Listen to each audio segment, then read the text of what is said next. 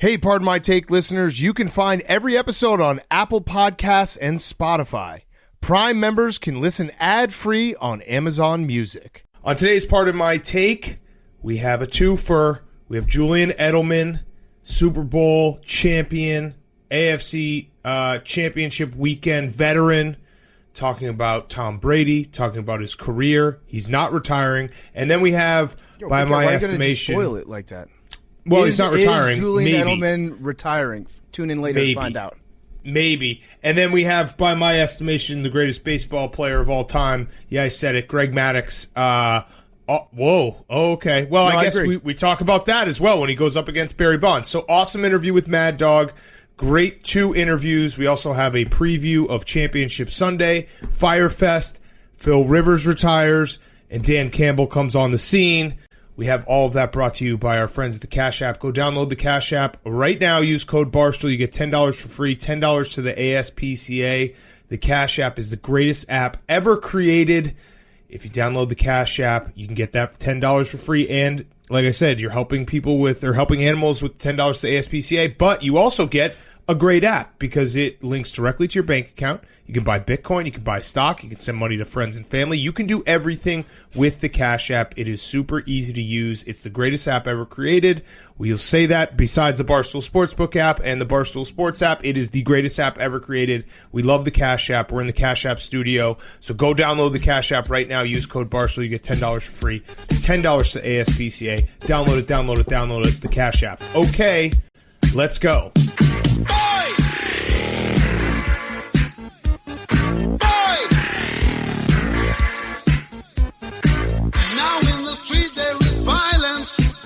And then a lot of work to be done. No place to hang out or washing.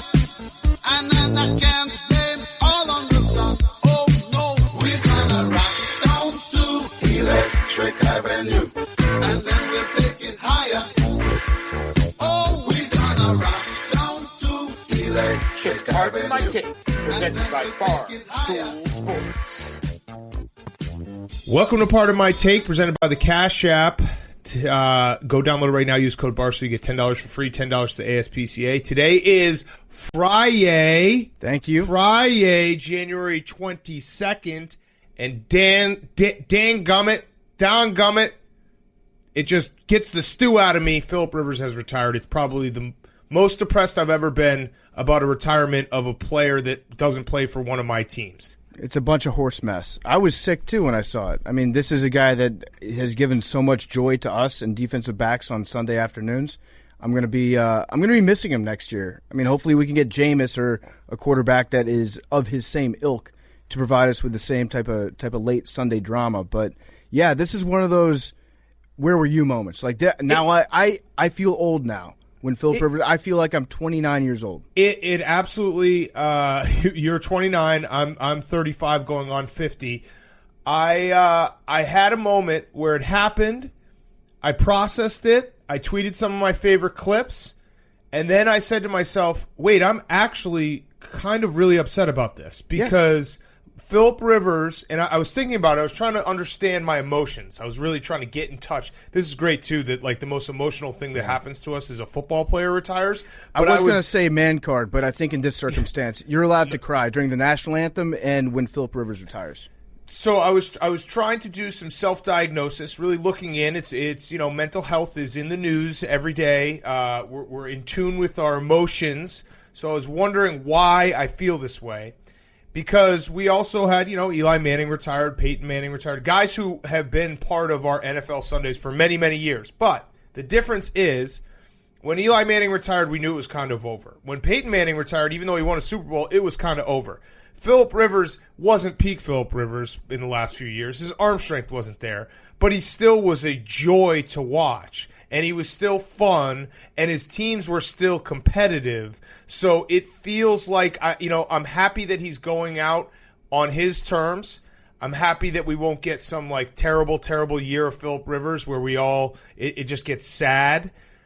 But I still think he could have played another year, so that's why it hurts me. And there are so many Sundays where we made the joke many, many times, but he was the anchor to Sunday at 6:30, 7 o'clock after watching so much football all weekend long. Phil Rivers was there trying to lead a furious comeback, trying to bring the Chargers or the Colts this last year back and win a game in a hilarious fashion.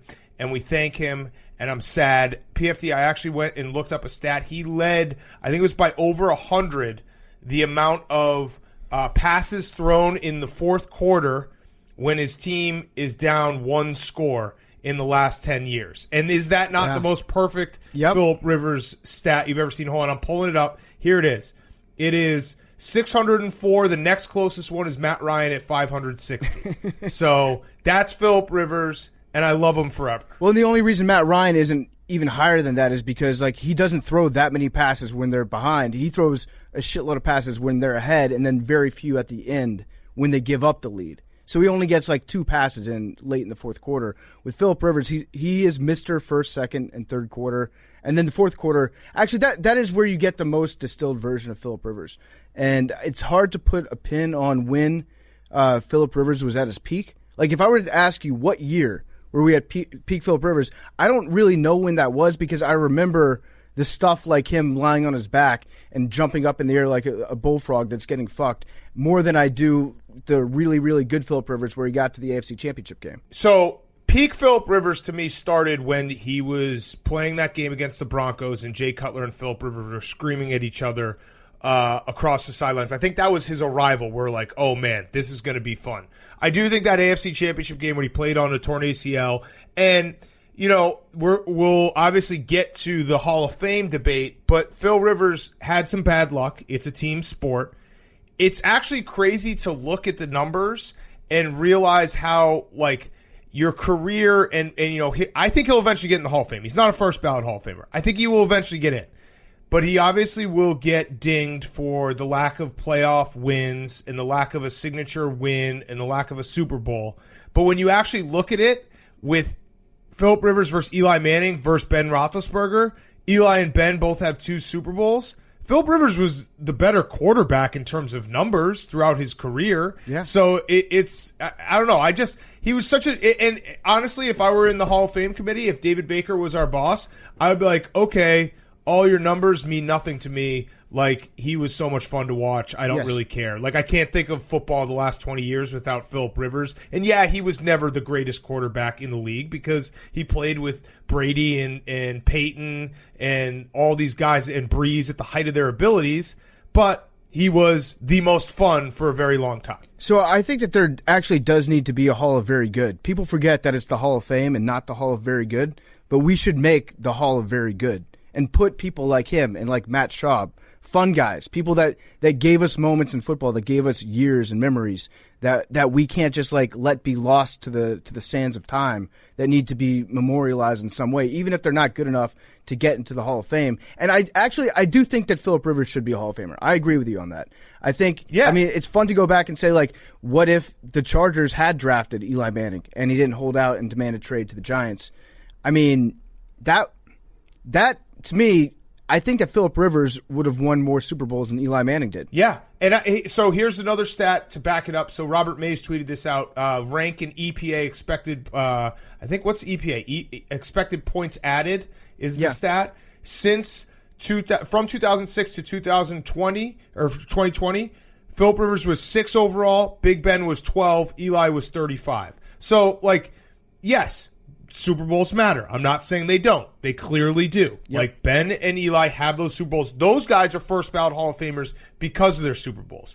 But my argument would be Philip Rivers still deserves to be in the Hall of Fame eventually because it is a team sport. And he was, he was part of some very good teams, never got all the way, to the top of the mountain. But that also is, that's also kind of perfectly Philip Rivers too. You know what I mean? The whole story is perfect. And his retirement statement to Adam Schefter and to the league was so funny when he said, I appreciate the opposing defenses making it challenging physically and mentally every week. I also enjoyed the banter. I appreciate the referees for putting up with all my fussing. I think I was right most of the time, dadgummit. And so that's Philip Rivers. In his retirement statement, he thanked the defenses and the referees, and his 17 children. And that's perfect Phillip Rivers. Phillip Rivers, the story of a man who tried and tried as he might, kept climbing that hill, but never reached the climax. I think that's what we always think of when we think of Phil. I think that after he retires, he should definitely – I mean, there's talk about him going into the booth. I think he'd be awesome on television. I think that Phillip Rivers would be a great – he's going to go home, try to coach high school football, try to do that, and then he's going to be like, shit, I got all these kids. This is a real pain in the ass having to be a dad all the time, so I better do something that takes me at least out of the house for 3 or 4 days a week. I think he's going to be a football coach forever, and he's going to win like 1 million Alabama, Class 5 state titles and whatnot. Also, let's just throw this out there because this one needs to be said. 240 consecutive starts. That's fucking insane. Brett Favre obviously has the record, but just think about how physically taxing an NFL season is, and how hard it must be to play that many games in a row, never missing one. Played on an ACL in the a torn ACL in the AFC Championship game. Like, that should be mentioned in the Phil Rivers story. And that game streak, it's almost as impressive as any numbers streak. You know what I mean? Like, it's almost as impressive as any touchdown streak or pass completion, anything like that. Playing that many games in the NFL consecutively is fucking incredible. Yeah. How many did Eli have when Ben McAdoo pulled him out for that one game for really no reason?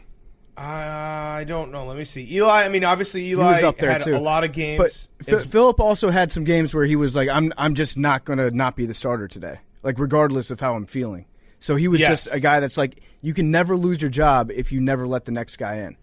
Yeah, 210. 210 was Eli. 240 was Phillip Rivers. And Eli, we joked about it, but it did have the last few years where he self-sacked for preservation. Yeah. Maybe what not about taking as many hits. Mr. Stats, Dan Stats, do you have Phillip Rivers' career winning percentage? Ooh, I don't. Do you? I don't have it in front of me. I just remember that Eli was perfect 500, right? Yeah, no. Oh, I do have it, actually. I lied. Eli was 117 and 117. Phillip Rivers was 134 and 106. There you have it. And then Big Ben was obviously on a lot better teams, 156 and 74. I just think, again, I'm not saying that Phillip Rivers, you can sit here and be like, he was better than Big Ben or Eli. Statistically, he was, but obviously Super Bowls matter. They absolutely matter. He just should be in the Hall of Fame. Yeah. Again, he should be in the Hall of Fame. He was more fun than Eli Manning. Yeah. And Eli Manning was fun. He was very fun. fun. And Big Ben's a lot of fun. This is not a knock against Eli Manning, but Phillip Rivers, you're right. This was like the funnest quarterback class of all time. And Phillip Rivers was head and shoulders above the others. Yeah. So, all right. So we say goodbye to a legend, but good news, as one death happens, a birth happens. We get Dan Campbell, head coach Dan Campbell. Now, he was an interim head coach for a while for the Dolphins there, but holy shit, was that not the greatest press conference of all time? If you missed it, Dan Campbell was hired as the new Lions head coach. He did a press conference where he accidentally swore, and then he had the quote, "We're going to kick you in the teeth, and when you punch us back, we're going to smile at you, and when you knock us down, we're going to get up, and on the way up, we're going to bite a kneecap off." Does Dan Campbell think he's coaching actual Lions? He thinks he's coaching war. He's going to war up there. I do take exception when he said another birth happens. Dan Campbell was not born. He was forged. This is a dude that came out in iron and twisted steel. He is my favorite interim coach of all time. I'd even put him above Jim Tomsula in terms of Coach O. Coach O has kind of risen above that.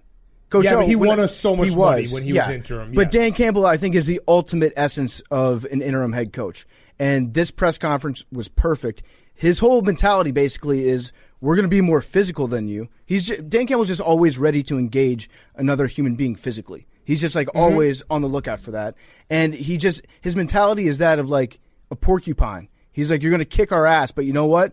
We're really going to make you hurt when you do it. You're going to hate beating the Lions. Yes. And he also, people obviously are clowning on it because I think we pointed this out last week that the first thing Matt Patricia did with the Lions was run the Oklahoma drill. The first thing Dan Campbell did with the Dolphins when he was interim head coach was run the Oklahoma drill. But I think the way that Dan Campbell presents it is guys will buy in more than they did with Matt Patricia. Because Matt Patricia had a little bit of an arrogance to him, a little bit of, hey, I was with Belichick, I know what I'm saying. Dan Campbell's just a dude. So much so, on his office door, it just said the dude. It said Dan Campbell, the dude. He is a guy, and I don't know if it will last forever, and he has to clearly hire some smart people around him, but he's a guy, if you polled the NFL, I guarantee you there would be a majority of NFL players being like, I'd love to play for a guy like that. Yeah, I think his players will absolutely like him and enjoy it. The only thing is if he gets, if it's a 4-12 season, that might be a little bit much at the end of the year to have like Dan basically tying you to a chariot and riding you around practice, for the last game of the year. But I think, the Metallica, he needs to bring back the Metallica at practice. What do you call him? You call him Dan Talica? Dan Talica. I like Dan Terra. Dan Terra is pretty sweet because he used to be he was a cowboy from hell, and I know that's like a Texas band, and they're fucking that. If I were listening to Dan Terra, chances are I'm getting into a fight that day. Like they're going to be, I think they're going to be like 3 to 4 all-out training camp brawls this summer, and Dan Terra is going to fucking love it. He's going to eat it up. And they're going to hug after. Yeah, it's going to be a brawl, and they're all going to be like, dude, that was awesome. We're a fucking team now. Yeah, whereas if you got into a brawl with Matt Patricia, he would just kind of sit there and smile and smirk at you and be thinking to himself, like, this is good that they're doing that. But then he would punish you, I'm sure, after the fact. Be like, we can't be throwing hands at training camp. Dan Campbell will make the team hug it out, bitch, after every single brawl. So I think they're definitely going to be a physical team. We're really the ones that are lucky here with Dan Campbell because, like, he got a 6-year deal, Big Cat. 6 years. 6 years is so long for a first-time head coach. And that they never fire guys. They don't early. fire people. Yeah, exactly. So I think Detroit. They do. Detroit is going to be. They do. Yeah, but 6 years. I don't know. I feel like he's got to stick around for at least 3 of them, right? Yeah, 3. He gets 3. I agree with that. 3 feels like he will get at least 3 Dan Campbell. And I really was like, I do think the world works this way, where it was sad to lose Phil Rivers, and you need a character to take his place. And there it is. It's Dan Terra. It's Dan Talica. And we have Urban now. By the way, did you see, on a side note, did you see who Urban got as his GM? No. Balky. The guy who Jim Harbaugh and he had the biggest feuds ever on their way out in San Francisco. That is such – I love that Urban Meyer is bringing Ohio State-Michigan feuds to the NFL with that. It was a this league hire if this were the NBA. Yeah, it was a passive-aggressive move. It was a direct shot at Harbaugh for really no reason whatsoever. None.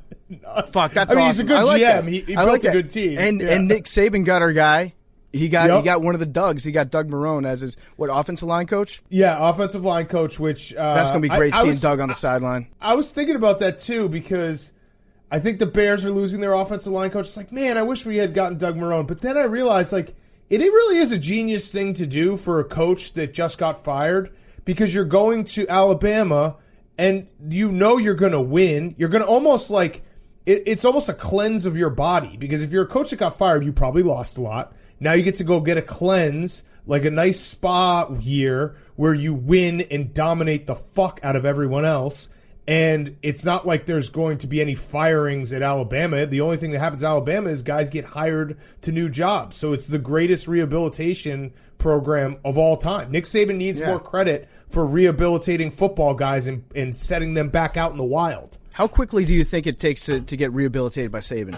Like, if you coach Alabama for 2 months, do you think you'll get another job right after that? Yeah, I think so. I think if they win a national title, by the way, so I'm in Detroit right now. Yeah. Everyone's joining me for the weekend, but I'm hearing the pipes right now, and it is so loud. It's ridiculous so loud that we have to live through this. Hey, is Pete in the room with you right now? Well, they're voice activated. That's the problem.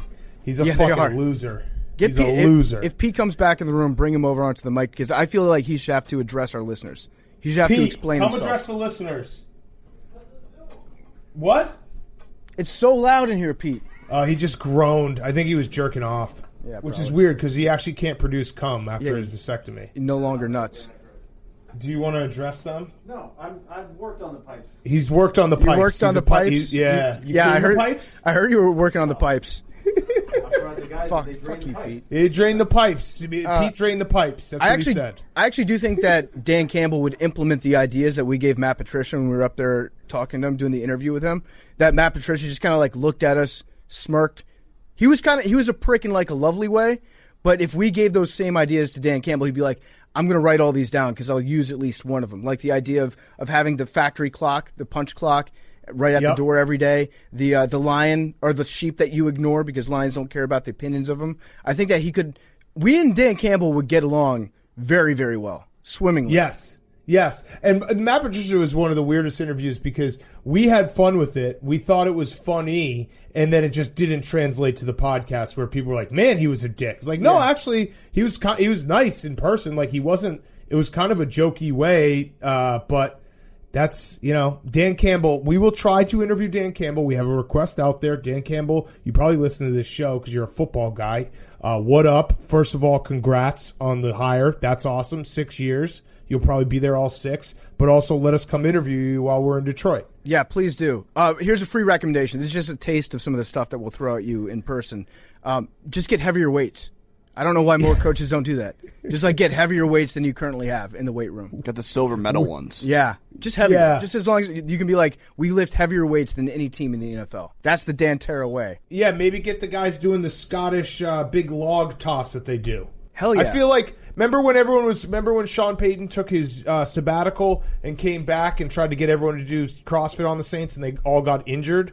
I think Dan Campbell definitely has some hey, we're all going to do Navy SEAL training and everyone's getting injured. Yeah. That feels like a Dan Campbell move waiting to happen. Look around. Look at the guy next to you and the guy next to you. 2 of you are going to die. Two of you are going to throw out your back before training camp even begins. The only problem might be that he's too alpha. Imagine being an alpha dog because you need a couple alpha dogs on your defense and on your offensive line and leadership. Imagine having a coach that you knew was always going to be alpha over top of you. That might be an issue right there. Yeah, it's true. I mean, that's a good point. You could, if he might have to put on some pads. He might have to play. He might have to get out there and play and show him how it's done. I wouldn't hate that either. All right, let's get to conference championship preview. Then we got 2 great interviews, Julian Edelman and Greg Maddux coming up. Before we do that, Pepsi. Pepsi is bringing you a halftime experience like never before. Grab and scan your Pepsi to get closer to the action. Tune in on February 7th for the Pepsi Super Bowl halftime show. Award-winning artist The Weeknd will be performing live on the world's biggest stage. And go to PepsiHalftime.com to check out exclusive behind-the-scenes content, AR filters, and more for the halftime show. I love the Super Bowl halftime show. It's always great. It does feel like it's an event. It feels like an event. I know they announce it 2 months beforehand. It feels like an event. They have blinding lights playing on every commercial, which is a banger, so I'm not even mad about that. But Pepsi has the best halftime show out there. February 7th, the big game for the Pepsi Super Bowl halftime show. The Weeknd will be performing, and you can go right now to PepsiHalftime.com to check out exclusive behind-the-scenes content, AR filters, and more for the halftime show. Thank you to Pepsi. Once I checked into my hotel room, I had a refrigerator full of Pepsi, so I am good to go for the weekend. Go again, PepsiHalftime.com. Thank you to Pepsi, our wonderful sponsor. All right, conference championship. Let's do it. Let's start with the Battle of the Bays, or as Chris Berman used to call it, the Bay of Pigs. Tom Brady going up to Lambeau. I have talked myself into the Bucs being able to beat the Packers. No surprise, but I have. I have fully talked myself into it. I don't know. I just have talked myself into it. I don't think so. I think Green Bay is going to be able to handle it pretty easily. The weather right now, it's scheduled to be 29 degrees and snowy in Lambeau Field. That to me, that's a Packers win. God is on their side this week.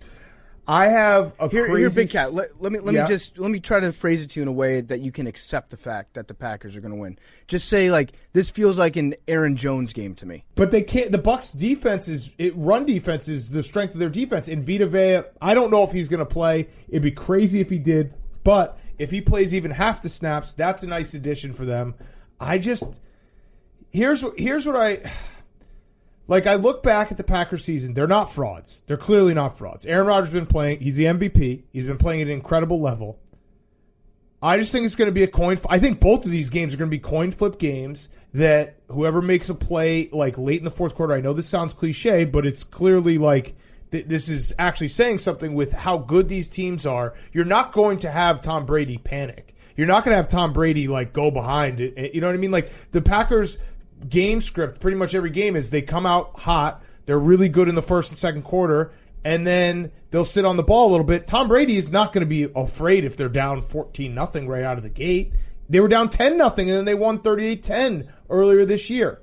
Mm-hmm. I have a crazy stat for you that Hank, you're going to love this. I saw this tweeted out this weekend, and we talked about Phil Rivers. It's a team sport, so this is a team sport. Tom Brady obviously has been on some really good teams, but if you took Tom Brady after turning 37 years old, he has 14 playoff wins. Peyton Manning has 14.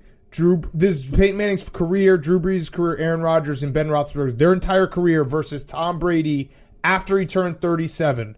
Tom Brady has more playoff wins than Drew Brees, Aaron Rodgers, Ben Roethlisberger, the same amount as Peyton Manning.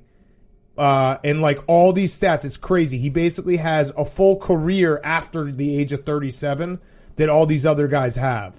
And we talked about it on Monday, but when is he going to stop getting big wins that we don't expect, right? Yeah. I'm very much looking forward to this game. I mean, Tom Brady and Aaron Rodgers in the playoffs against each other. It literally does not get better than that in football. It doesn't get better than that. Period. I have talked myself into the Bucs beating the Packers because I know that I need I think if the Packers get to the Super Bowl, then they're just going to win it. I just can't handle that. I can't handle that. Okay, I understand that, but I still think the Packers are going to win this weekend. And we joked about Brady not being a cold weather quarterback, being a Florida kid from California. I do think that Bruce Arians is not a cold weather coach. I think he's a warm weather coach. Yeah, but Brady's coaching now, didn't you hear? Brady's doing full-time play calling? What about Byron Leftwich? Yeah, that's right.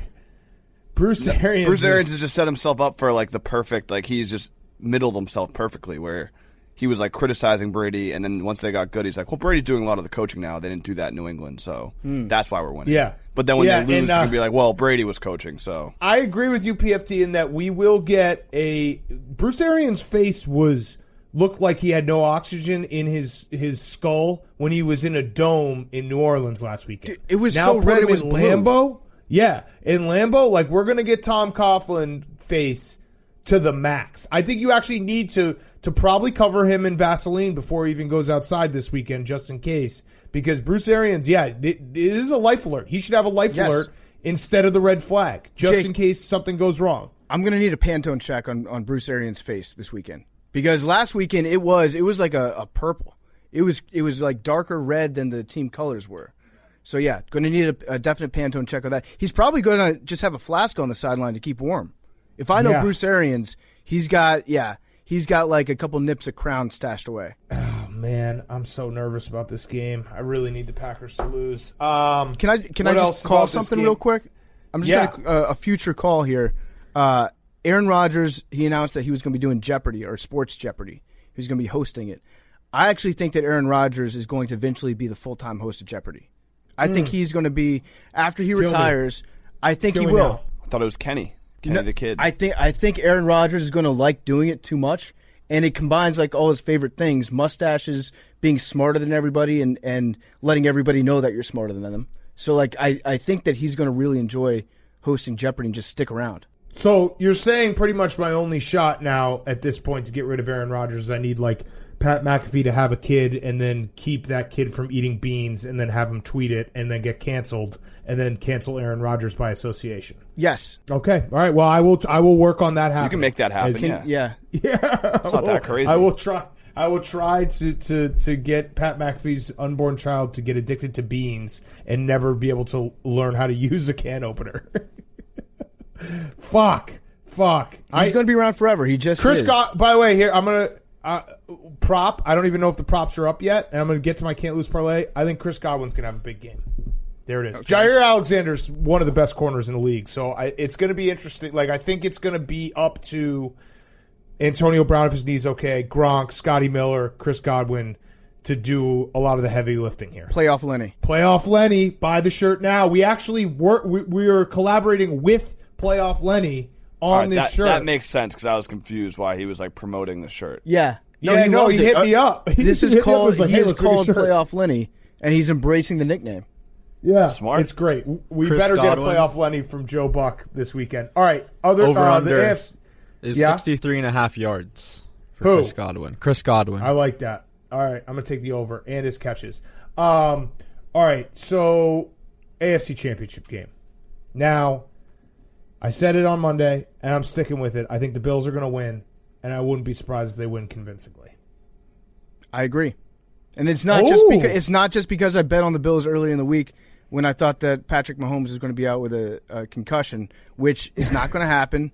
He's just practicing. He's just taking all the snaps and practicing. Dude, and they're saying they had to delete a tweet earlier this week because it was Patrick Mahomes very clearly as the number one quarterback. And they're like, QB1. And meanwhile, after practice, Andy Reid's like, yeah, he's in the concussion protocol. And they had to delete the tweet because it's like, yeah, obviously he's going to be starting. His foot is an issue. The toe is an issue. I'm kind of mad at you, by the way, because you let your human side, you became too much of a human, being like Patrick Mahomes might not play, and you forgot that this is football and they're going to make him play no matter what. I forgot that Roger Goodell was in charge of the NFL for a second. Yeah. You thought for a second that we actually cared about player safety. Yeah, Roger Goodell probably would delay the game by a week. No offense to Colin Cowherd. He probably would just to make Patrick Mahomes play. He would probably personally he would infect himself with COVID and go into the Chiefs' locker room and just piss all over the place, ensuring that they had enough tests to get the game postponed. Yeah, and by the way, we care about player safety. The NFL does not care about player safety. We want that on the record. We do, but we just know better that the NFL does not, and their star player is going to play, and they'll find any way to spin it that it wasn't a concussion, and it was a choked nerve, and whatever it may be. I think we're going to get the best Bills performance, and I do. There has to be a point. The Chiefs have not covered in 9 weeks now. So I guess really if you're betting on the Chiefs this week, you're saying they're just going to flip that switch we're talking about, and they will be those Chiefs. And maybe that's true because Patrick Mahomes still is the best quarterback in the NFL. Yep. And those Chiefs, to be clear, if those Chiefs show up, I think those Chiefs beat those Bills. But I think those Bills beat these Chiefs. Well, let me throw this out there, too, because remember, those Chiefs still, last year, were down, 24 to the Texans, 10 or 14 to the Titans. These Bills are better than those two teams. Like, they just are. Right. So if they go down if they spot the Bills 17 points, that's going to be very, very difficult. It's not the same as playing against the Texans defense that can't stop anything or Titans defense that was slightly fraudulent. Like, that. Right. It's just not the same. But those Texans are very bad, don't get me wrong, on defense. But those Chiefs were just like, when they flipped that switch for the last 3 quarters of those games, they were unstoppable. The Bills can't stop that. And they won so convincingly that if that switch does get flipped, I don't think that the Bills can stop that either. But I haven't seen those Chiefs, with the exception of maybe like a couple halves this year. Like, when was the last time you saw them first half against the Bucs? Yeah. First half against the Bucs, when they just torched the Bucs. That was the last time it really felt like those Chiefs showed up. At what point, though, would they have to flip the switch? What I'm trying to say is the Bills are good enough that if you don't flip the switch in time, it will be too late. Like, it would be too late if the Chiefs are down and they're like, hey, we're just going to flip this switch in the fourth quarter. I don't think that's possible against these Bills. I think 17 points at halftime, that's the cutoff line. If it's 14, then the Chiefs are still in switch territory. If it's above that, then I think the Bills have it. But yeah, I agree. I think that the Bills are going to win. And I might even double down on my bet because here's why. Because I feel so shitty about the bet. I feel like I was an idiot for thinking that Roger Goodell was going to take player safety seriously and that Patrick Mahomes probably wasn't going to play a week after a concussion. And at the time, hand up, I didn't know that he just had a nerve stroke or whatever it was. I thought he actually had a concussion because that's what was reported. That's what he probably had. But I feel so bad about the bet and so uncomfortable with where I am, I might double down on it because those are the types of bets that I usually win. I always lose the ones that I love, the ones that I'm super confident about. Always, 100% of the time, lose those. So I feel a little dicey about it, but I think I'm going to double down, and I think it's going to be Bills. I'm going to say Bills by 6. This is now making me very nervous because we're both way too confident in the Bills, and it feels like a Monday show where we're like, oh, yeah, Patrick Mahomes is the best quarterback on planet Earth. Whoops. Yep. Yeah, what about Butker, though? What about Butker? Butker's had issues. What about Butker? He's got issues. He is the opposite of me. He can't hit a short field goal or an extra point. And I think we're gonna get 2 Josh Allen plays. I think we're gonna get 2 plays where he's like, holy shit, a rival. This could be the coronation of Josh Allen because if you think that goes both ways though. Well, we know that Patrick Mahomes, yeah, of course. I'm saying wow, Josh Allen, like what the fuck? Oh, the hating our friends. Another. You guys talk about how he does crazy shit. He just does like he mashes all the buttons. Yes, at the end of the play, he panics and just You're right. He does do that. You're talking about a difference between like a wow play and a whoa play. Yeah, you're talking about there's Josh Allen has whoa plays where it's like holy shit that was incredible, and then he also has no yes plays. Yeah, where it's like what are you doing? What are you doing? What are you doing? Oh my god, it worked. And then he's got yes no plays. Yeah. Those are the ones where he mashes the buttons, and then he's got whoa plays like he's a horse that needs to be restrained. But either way, all of Josh Allen's plays. Either way, it's going to be fucking awesome. These are the 2 quarterbacks with the strongest arms in the league, and it's going to be nuts. They're just going to be throwing the ball over the place. So we're going to be wrong about one of these games or both of these games, but I don't give a fuck because it is one of the most exciting championship, Sundays we've had in a long time. It's the top 4 quarterbacks in the league. Would you not say? Agreed. It is the top 4 quarterbacks in the league this year. Yeah. When does that happen? Where we get all the top 4 quarterbacks in the NFL this season are playing on Championship Sunday. You can't ask for more than that. And no matter what, we're going to get a great Super Bowl matchup. It could be Mahomes-Rodgers. It could be Mahomes-Brady. It could be the first home Super Bowl for Tom Brady. That's going to be a great storyline. Allen versus Rodgers. Yeah. Jordan Love versus Chad Henne. That's true. Matt Barkley could start in a Super Bowl. There's all kinds of combinations. Whoever the backup in Tampa is, probably Byron Leftwich. Ryan Griffin. Ryan Griffin is what I was going to say. Week. Yeah. Tom versus Time. Tom versus Time. Yeah, all of these things. Dude, Tom's been kicking Time's ass. Yeah. Like it really hasn't been a competition. Yeah. No one beats Time, but like Tom Brady kind of has. Yeah. All right, you want to hear the Can't Lose Parlay? Let's see you guys tell me which part of this loses. Before you do, I got a question. Yeah. The Can't Lose Parlays lost a bunch of money this year, right? Wrong. Thank you for asking, PFT. So we went back. We were getting accused of being a losing bet every single week. Yes, it has lost more than it's won, but guess what? It's always a big plus money bet. So if you had bet the Can't Lose Parlay every single week this year, you'd be up 0.75 units. There you go. So if you bet 100, no, I'm not going to say that. Gamble responsibly, 1-800-GAMBLER. All right, Michigan is going to be live noon today. Michigan's going to be live, so the Can't Lose Parlay will be there. You download the Barstool Sportsbook app. You put in money. If you play with the money you put in, Penn is matching it for small businesses in Michigan. So it's going to the Barstool Fund. So you'll see all types of promos. Ask yourself this. Do you want a promo that helps small businesses, that helps your community, that helps people around you? Well, that's Penn. That is Barstool Sportsbook app. So go download it. Put in money. It's super easy process. You can bet legally as of noon on today. And the Can't Lose Parlay will be in there. Also, it hasn't been fully set up yet, but I think I'm going to be introducing a new bet on Sunday where you get the combined points. You can either bet the underdog or the favorite. So what is it right now? It's like 3 and 3.5. Yeah, the game. So it's 6. You get 6.5. So if like the Bucks win outright, you now have, say the Bucks win by 3, you now have the Bills plus 9.5. Carries over to the other game. Yes. Okay. Yes. Or if the favorite blows them out, so you can bet favorite or underdog, and it's a combined bet. Kind of a fun deal, right? I like it. I like that a lot. Yeah. All right, so here it is. Bucks plus 8.5. Bills plus 8.5. Both the games over 45. That's Can't Lose Parlay. It's going to probably be like plus 400. Thoughts? I love it. I'm scared how much I love it. I love it too. Wait, both games over 45.5? 45. Over 45, and then it's 8.5? 8.5 for both the teams. It's going to be cold and snowy, though, Big Cat. Snow doesn't matter. Snow doesn't matter, Hank. We're going to get to that with Jules in a second. Yeah. You weren't paying attention to the interview, Hank. I'm just saying. I'm just trying to, play now devil's it can advocate. lose. Just so everyone knows, it can technically lose, but it can't lose. But also gamble responsibly. if Patrick Mahomes' toe acts up. And by the way, the whole turf toe thing, turf toe is a very serious injury. That's why I keep saying it's more serious than a concussion, even though it's not. Turf toe is just a completely mislabeled injury.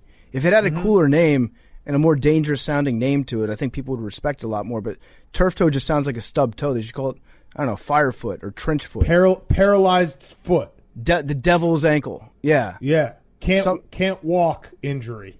Yeah, amputation, diabetes.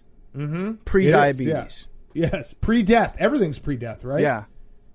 It's serious, though, so just keep your eye on Patrick Mahomes' right toe. That's all I'm saying. All right, let's get to our interviews, and we have Julian Edelman and Greg Maddux. Great 2 interviews, then we'll finish with Fyre Fest of the week. PFT, you had something you want to tell people about? Yeah, before we get to the interviews, I want to talk to you guys about Simply Safe. Everyone wants to keep their home and family safe, whether it's from a break-in, a fire, flooding, or a medical emergency. Simply Safe Home Security delivers award-winning 24/7 protection. You guys ever just, like, all of a sudden remember a dream that you had? I just remember my dream from last night. My home got broken into in my dream. But I had an alarm system. I don't know if it was Simply Safe. It must have been because I got out fine. But Simply Safe is that exact type of home burglary system that will let you know if somebody is trying to break into your house, give you an early alert. They'll contact EMTs. They'll contact police or fire for you. You don't just get an arsenal of cameras and sensors. You get the best professional monitors in the entire business, and they have your back. Simply Safe's arsenal of sensors and cameras will protect every inch of your home. You can set it up yourself in about 30 minutes. It's super easy. Then Simply Safe's professionals take over. They monitor your home, and they look after you 24/7. They're ready to send help the moment that there's an alarm. Plus, with Simply Safe, there's no long-term contract, no hidden fees, no installation costs. And right now, my listeners can get a free home security system or free home security camera. You get a free camera when you purchase the Simply Safe system at simplysafe.com/PMT. Also get a 60-day risk-free trial, so there's nothing that you have to lose. Visit simplysafe.com/PMT for your free security camera today. That's simplysafe.com/PMT. And now, here's Julian Edelman. Okay, we now welcome on our very good friend, 3-time Super Bowl champion, Julian Edelman. Future Hall of Famer, Julian Edelman, on the show. Been too long. Let's start here, Jules. Can we get you to reconsider your retirement from football? You guys are nuts. What are you talking about? We don't want you to retire. We don't want you to retire. What are you talking about? You're not retiring, correct? Right now, we're being a dad right now, and we're sitting back and we're training, getting our body ready for the next year, and you know, it's a time to get away from football right now. Okay, all right. It was a long, crazy year. Yep. All right. So, breaking news: Julian Edelman is not retiring from football. Thankfully, we could dispel that because we saw Phillip Rivers retire, and we're like, "Uh-oh, Jules probably next." He had a great career. He had an unbelievable career. But I don't know. We're not there yet. Right now, it's a time, like I said, it's going to be. This whole year was so jacked up, man. Like, it was so long. I just need to decompress for a little bit. And I'm out in LA right now, and taking my kid to school and picking her up and doing those kind of things that you don't get to do during the season. And I'm enjoying that right now. So, don't necessarily know. What you guys are talking about? Yeah, I was joking. It's more along the lines of we've had so many of our stars retire recently that we're just leading every conversation off with "You're not retiring, are you?" Because like we're worried that everybody that we talk to is on the way out, but you're not. You're not. You had a knee thing this year that you're recovering from. I wanted to clear this up right off the bat because I've been following Adam Schefter's Twitter account pretty carefully over the last 6 months, and he always uses this exact phrase about your knee. Maybe you can explain to me what it means. Julian Edelman underwent a precautionary standard knee procedure this morning. What's a precautionary standard knee procedure? That one baffled me too. I don't know. I don't know who's leaking all these things, but old Schefter. He has got me on this. Was it preemptive knee surgery? Because that's what it sounds like he said there. Yeah, I don't know what he was trying to sound. I had to go in and get some stuff taken out. I don't think anytime you go into your knee, it's a good thing. So, but old Scheffner, he's got his ways of putting everything. Are you feeling okay? He's always right. Like, are you? Does it feel good? Are you healthy? I'm getting there, man. I'm getting there. It was a rough year when it came to just my physicality and how I felt. It's tough, boys. It's tough, but this is the time where you sit and you self-reflect and you self-evaluate and you self-scout yourself throughout all of last year, and you really go in and try to develop a formula and try to develop a game plan for how you're going to attack the offseason, and that's the process I'm in right now. All right, self-scout. So I was obviously joking. You're not retiring, but do you you say it's a tough year, and it's been a tough year for a lot of people. How weird is it to not be in playoff football right now? Because that feels like, for you at least, it was so routine that every year come January you were ready to go. You had your beard very long. I bet you that probably is nice not to have that long, gross beard, because you're a good-looking dude, no offense. Is it weird, though, to sit here in January and be like, I should be playing in playoff football right now? It is. Since I got to New England in 2009, this is the first year we didn't win the division, let alone go to the playoffs. So it's definitely, it's super weird sitting and watching teams play in the division round when, usually this is your first week. You're going in and you're going to get some reps and put towards the game plan off the bye week. There's always like a pep in your step. The year's a grind. The first 8 weeks, you're cool because you're coming off the off season. Then like week 11 through 13, you're like miserable because things are nagging, things are adding up, and then usually you get a bye week going in. I've been fortunate enough to be part of teams that have had a lot of bye weeks going into the playoffs, and that's when you get your like second, third win, and things start realigning, and then that's when you start learning your team. So it's been definitely different, But as a football fan, I mean, I've been sitting and watching games, and it's been fun to watch the games and see some of your former teammates play on multiple teams. Yes. So it's been cool. So you brought it up, watching the Tampa Bay Buccaneers play, or is it like the SpongeBob meme where you're up in the window and you're looking down and you're like, there's Gronk and Tom having a great – oh, and then they have Scotty Miller down there. That doesn't make me feel bad at all. Hey, he's a stud. He's got some speed. No, it's it's kind of like a relationship where you guys kind of – or a marriage where you grew apart, but you still love each other. Mm-hmm. You still love each other. You still may have a couple kids. We have 3 kids. So there's like, there's still communication of what you guys are going through and how you're doing, but you both got your own lives that you have to keep on, going towards. And that's kind of how it's like. I want to see those guys do well. It's awesome seeing Gronk and Tommy doing well and playing and making big plays. And, right now it's obviously definitely weird, but it is what it is. When is Tom Brady going to retire? You've been around him more than anyone else, in terms of career-wise. We're sitting here being like, he's 43, and he's not peak Tom Brady, but he's still making throws down the field. It's not like some of the other older quarterbacks you've seen, Peyton or Drew Brees, on their way out.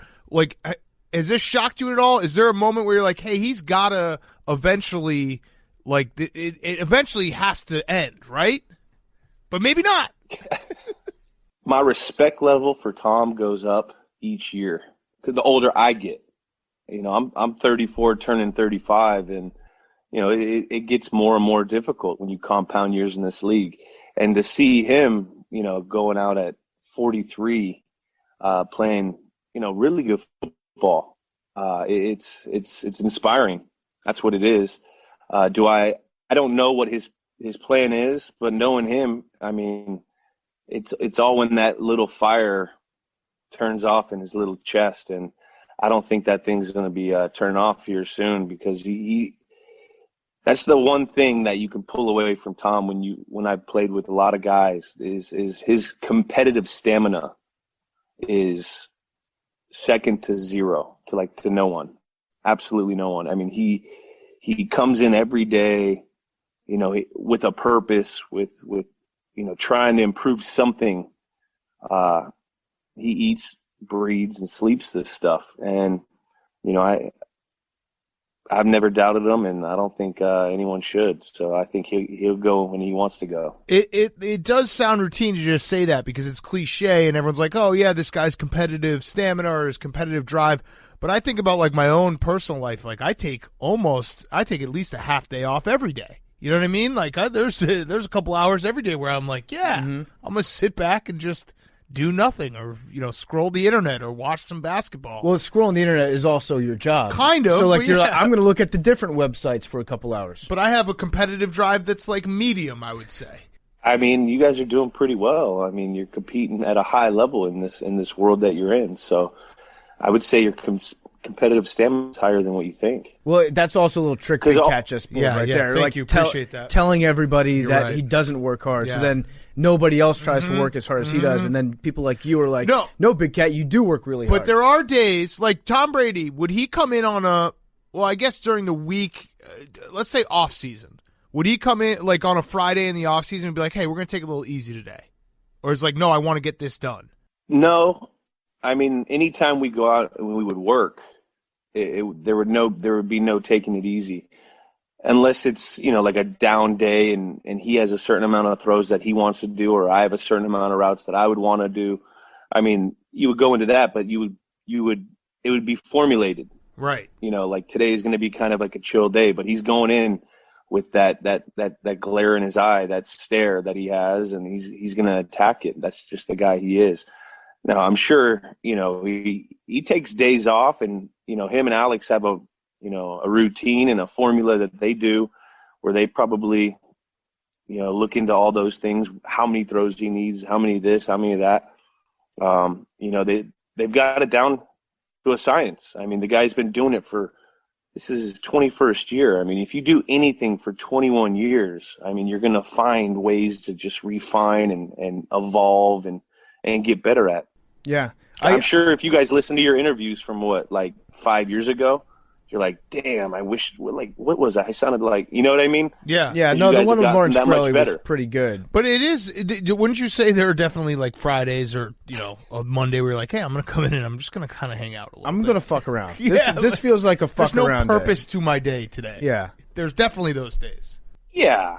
I mean, we all have those days, but sometimes you have to schedule that day. Mm-hmm. Just for your mental clock, for your mental well-being. Like, all right, well, I've been grinding way too hard for these last 6-7 days. Let me have a day or two, or I go 2 days on, 1 day off. I mean, there's a lot of things you got to take care of, especially in the off season. But during the season, there's an old saying that Bill would say. He would sit and say, put everything in the drawer and deal with it after the season. Like he'd bring up this drawer 4 or 5 times, after week 14, all right, put it all in the drawer. We got to go out and do this. We all understand you have bills, taxes. Let's just put it in the drawer and we'll worry about that after the season. I like that. I'm going to start saying that. Yeah. I also like that you bring up scheduling your downtime, because if you schedule a shitload of downtime, then that's technically work. True. So you're not wasting. True. That's It's actually a rest day. It's a rest day. Yeah. If you just call it a rest Life day hack. and have it on your calendar, you can do whatever. You can be as much of a degenerate as you want that day. And it's like, listen, this is self-care today. Mm-hmm. You got to recharge the batteries. Yeah. Got to recharge the batteries. Sometimes you need, just to chill and hop on a Warzone game or watch some TV, some Netflix or something, and just chill. Yeah, you want to squat up in Warzone sometime? I mean, I think we have, haven't we? No? You and I have, yes. I don't think we used to play. I don't think I've played with you yet. I've got a team going. Me, Hank, and Aaron Ripkowski are just shredding fools on Warzone recently. Are you doing Resurgence, the quads Resurgence? Or are you doing an actual oldie map, the old map? No, we're Verdansk. We're in Verdansk, big time. I like to keep it in the the new what is it? Rebirth. The Rebirth. I like the Rebirth. It's quicker.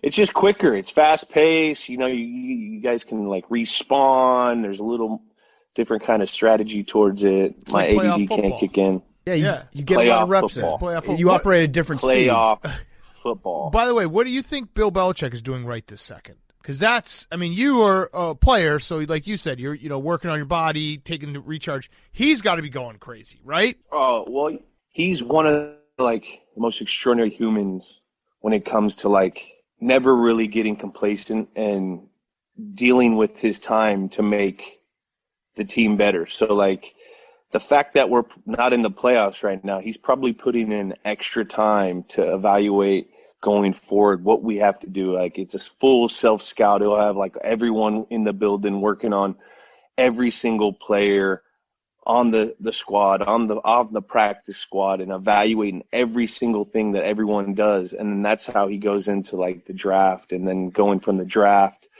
and the free agency. March 15th is when we start. I think he's probably doing a lot of that, and he's big into the player personnel thing as well. So I got to assume time. That you're definitely rooting for the Buccaneers, right, out of the NFC. I'm just rooting for people to do well. Interesting. Why aren't you rooting for the Bucs? Interesting. Hey, I only root for one team. Who's that? I only root for the San Francisco 49ers. Okay. That's who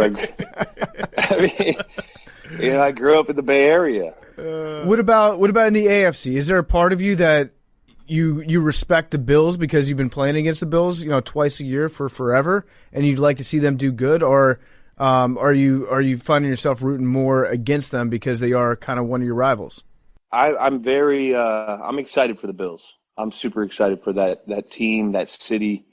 I've gone there for a lot of years, and their fan base is crazy. It's everything that everyone thinks it is. It's one of the most extraordinary places to play. I've literally been on a field and seen a dildo thrown on the field. It's unreal. Every time you go in there and you win, they have the most creative ways to flip you off that I've ever seen in my life. From everyone. I'm talking 6-year-olds, grandmas, parents. It's unbelievable to see them do well, man. I think it's cool for the league. I think it's great for the league that they're doing well. And Dayball over there and that coaching staff, he was part of ours for a while, and we had a good relationship. I've sat and talked with Beasley over the years of just picking each other's brains and seeing Josh Allen the way he's been able to play in addition to Diggs. Diggs has been an absolute monster in that offense, and they're scheming up things for him, and they got a good thing going. It'd be pretty cool to see a team like that going and do well. Yeah. What temperature does it officially suck to play football in? Where's the cutoff? I would say when you start hitting in the teens. When you start getting teens, because then the wind brings you below. 0. Mm-hmm. Those are always the tougher ones when it's windy. If it's cold and it's still, it's fine. If it's cold and it's still, it's fine. It's more if it's cold and you have that wind and that wind's blowing. I remember we played a game in 13 against Denver. It was windy as heck. And it wasn't the coldest game. It was probably maybe 28 degrees, but the wind was ripping. And once you get that wind, it goes through all the layers of clothes, and it's miserable. The ball's hard, your hands hurt. So I would say that teen area is pretty tough. Yeah, because I still pick. Go ahead. Go ahead. No, go ahead. I still pick to play in the cold though over rain any day. Really? Or like a 37-degree rain is the worst thing to play in when it's so cold, but it's still really cold but it's wet. You rather go in the snow or have it cold. In the snow, I would assume the snow always, people think whenever they see snow, there's going to be no offense. But I always assume that the snow is good for the offense because you know where you're going and they don't. So you always get a little bit of a benefit in the snow, right? I love the snow. I was a mudder. I'm a mudder. So, if you have good balance and, like you said, you know where you're going. The defense is doing it backwards. I've loved playing in the snow over the years. We've had some cool games against Tennessee and Chicago. We went to Chicago Soldier Field and scored that 50, was an awesome. Yeah. That was honestly one of my favorite games in my career, just because of it. I never really knew about Soldier Field, and they like redid it, and we had the snow game in Chicago, and we had I think we had the old unis on too. It was fun. I've always heard that. I've heard that Bill likes to put the thermometer in the visiting team's hallway, so they have to see what the temperature is, and sometimes he'll make it like a few degrees extra cold, so they have to like look directly at it when they're going on the field, and he doesn't put that in your tunnel on the way out on the field. Is that true? I do not know any of that. You know, I don't know if that's just regulation or anything. He's got you we float. We float at a good. We float at a good area. You know, we abide by everything that you can and cannot do. How much time during that does bring up. I remember playing against the Raging Cajuns, and they had the similar thing like that back in college, and they're like, you're 50 feet below sea level, like the temperature's hotter, like right in front of our locker room is. But not New England. How much time during the week do you have to just rehearse in front of the mirror the boilerplate talking points that Belichick has approved for you? I like to do. I mean, I've been doing it for a while, so it takes me roughly about 5 to 10 minutes on a Tuesday after what we can and can't talk about. So it's usually around there. But I'm sure it's tougher for the younger guys. Yeah. What? Speaking of your old games, what was your favorite game non-Super Bowl that you think back? Is there, or maybe this question, do you ever, like, if you dream or you find your mind going to a specific game over time, which game is it? That's 2 games. My favorite game was definitely when we went to the AFC Championship in Kansas City. I thought you were going to say probably one of my all-time favorite games. Because they just didn't guard you on third down. Any third down. They just weren't guarding you. Hey, I don't know. But I remember, you know, we went to like 2 or 3 AFC championships prior to that in Denver and got beat. And there was like a stigma that we could only win, you know, at home and going there and playing. I mean, that team's an electric team in an electric stadium. That place gets rocking. That was just like a very fun football game. Just the competitive level, going back and forth. I mean, it was insane, honestly. I remember on that penalty, I always think about this. I forgot who it was, but on the penalty where Tom threw the pick and it was offsides, one of the safeties came up to me and said, "You guys had a hell of a year." Like, and I was sitting there and I'm like, "Fuck that, dude! Did we really just lose?" And then I saw the flag. It was D Ford, yeah. And I was like, "Holy moly!" I literally saw like that year in front of my eyes of all the hard work and everything that you do for a season. I'm like, it just went to shit like that. And then we had like a second life. It was insane. That was a crazy cool game. And then I was really in 15 when we went to Denver. We were kind of banged up and we lost on a 2-point conversion. You know, that was a rough one that I think about a lot. The air. That was the air one. Dave said, because we were giving him shit on the rundown, he said he forgot to account for the air. So maybe that's what happened. He forgot that it was mile high. I'm not even going to lie, bro. We were sitting there. It was Peyton's, like, you know, later years. And we're like, Denver, January, it's going to be freezing. There's going to be snow. We're going to have crazy competitive advantage. Peyton can't, you know, hold the ball, this, that. Which he could do, but we were just, you know, you always want things to go in your favor, at least what we thought was. And then it was a 75-degree, beautiful day, unreal. They ended up playing a great game. We were banged up and just couldn't make enough plays. But yeah, that one sticks out. I don't like that one. I like how Big Cat phrased that question. Like, do you dream? Like, when you dream about football, do you actually dream about football? I do. I have the same dream that I've been dreaming since I was like 13 years old. There was this place in Santa Clara. I think it could have been Santa Clara High. We used to play this little Pop Warner team. And I remember I went up the sideline and I broke like a run. And I remember talking to like this older football player. He was in high school and he told me to try to do like a stiff arm spin, like stiff arm him and then spin on him. And I didn't do it one time. And I think of that same play, like I got to use this stiff arm spin at the sideline. Like I still think about it too. It's all right. It's gnarly. Have you ever pulled it off in a game? Never. You got to do it. You got to keep playing until you do it. That's when you know that it's time to retire. That's future Julian, like in Interstellar. Great White Buffalo. Yeah. Walk off. Literally just walk off after that play. And just be like, I'm done. I've accomplished everything. The sideline So I'm the fifth element. I see it, and then it just comes, or what? No, so like future Julian is going to be pushing books off of a bookshelf, telling you, letting you know when it's time for you to retire. And it's going to be like he's going to come to you during a play, and it's going to be set up perfectly. You're going to stiff arm a dude on the sideline, spin around him, gain a couple extra yards, maybe even get a touchdown, and then at that point you'll know that it's time. Like he'll send you a message from the future. There has to be like something happened to the scoreboard, because sometimes when you're running in the open field, you'll look at the scoreboard. So you'll look at the scoreboard. I always like to look to see in the rear view if you can, you got to throw on the Jets or something. So if something happens in there, you see something on the scoreboard, and you pop out the spin. We're going to keep stiff arm spin. We're going to make sure that this happens at some point for you. It's got to. Yeah, it's got to. Can we play a little word association here? I'm just going to say like 2 words at a time, and then you just tell me what you think about those 2 words.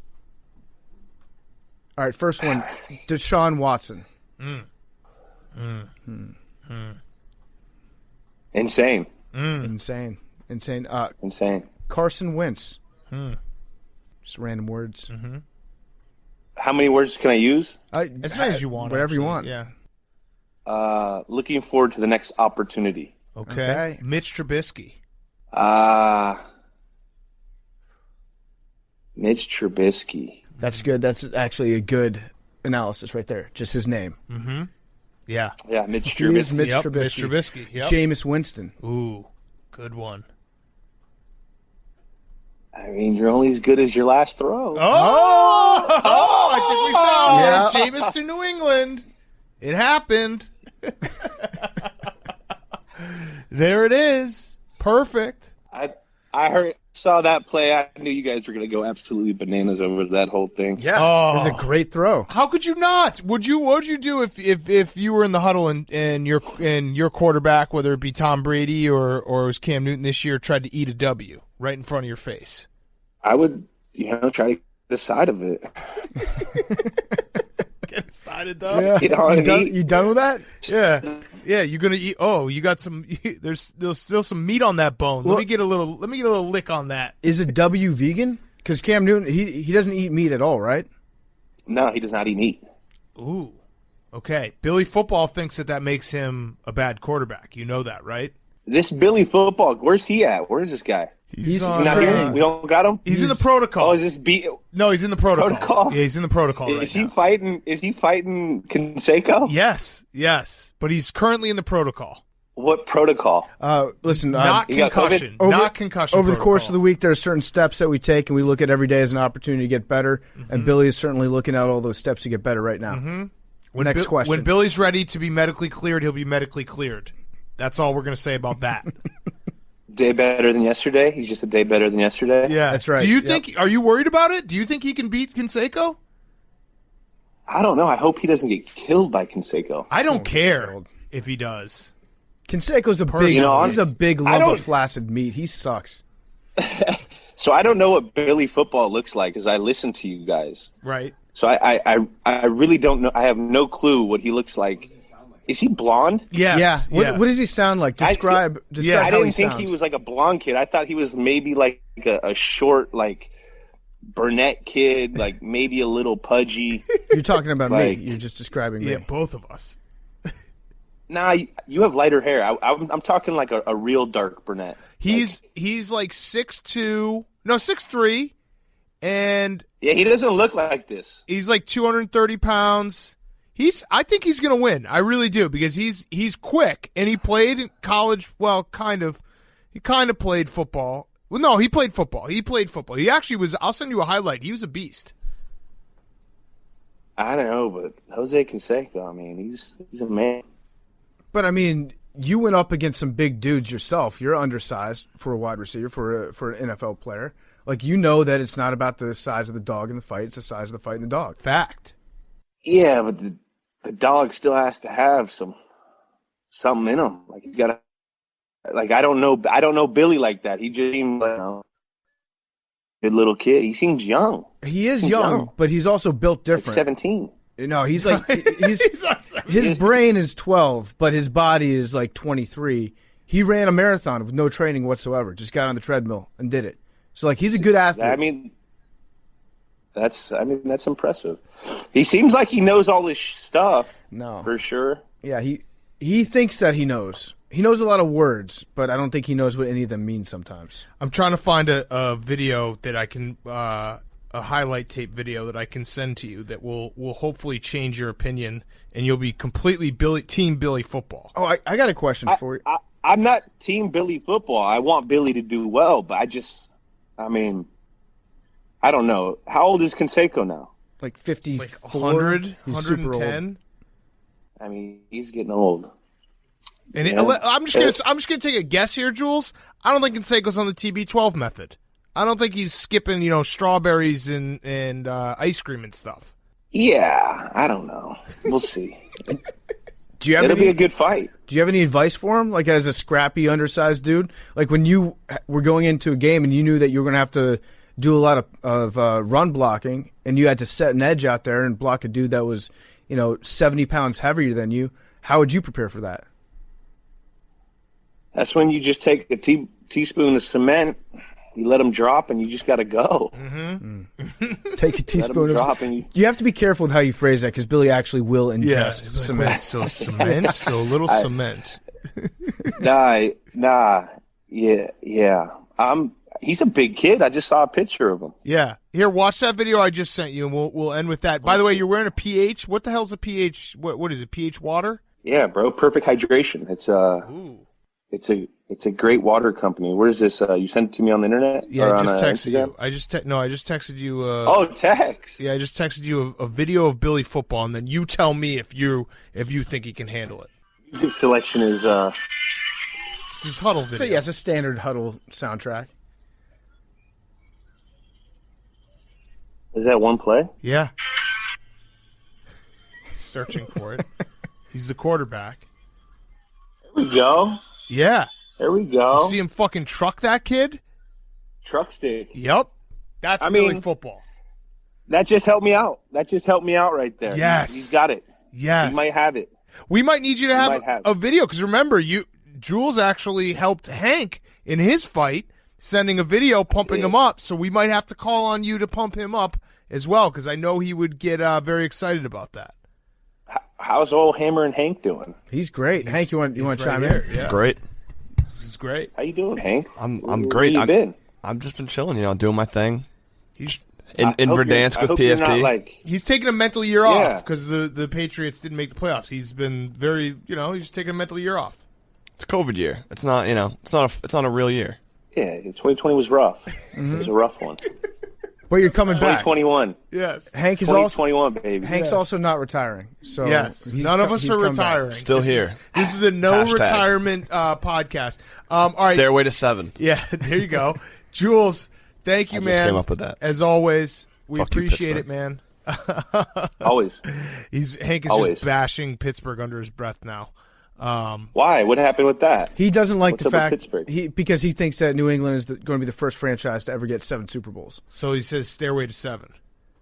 And Pittsburgh people think that they invented it, but they didn't. That's a beef I don't know. Yeah, there we go. Sure isn't. All right, well, thank you, Jules. Beef you're not aware of. Thank you, Jules. I'm not aware of that one. We're gonna be watching for a stiff arm and a spin move on the sideline. I love that. Stiff by the arm. Way, I love that so much because that was such a good peek into the difference between fandom and actually playing the sport. Like, everyone who's listening is like, yeah, fuck you, Hank, Stairway to 7. And you're like, yeah, I have no idea what you guys are talking about. I just go and play the games, and win the Super Bowls. Only three, bro. We don't win a lot. All right. Yeah, you're the best, Jules. We appreciate it, man. All right, fellas. It's always a pleasure. Yeah. Good to see you, buddy. See ya. Jules is brought to you by our great friends over at 3Chi. 3Chi is the industry leader in Delta-8 THC products. Sent some to my mom last week. She loves them. All products are formulated by a biochemist and made in the USA with USA-grown hemp.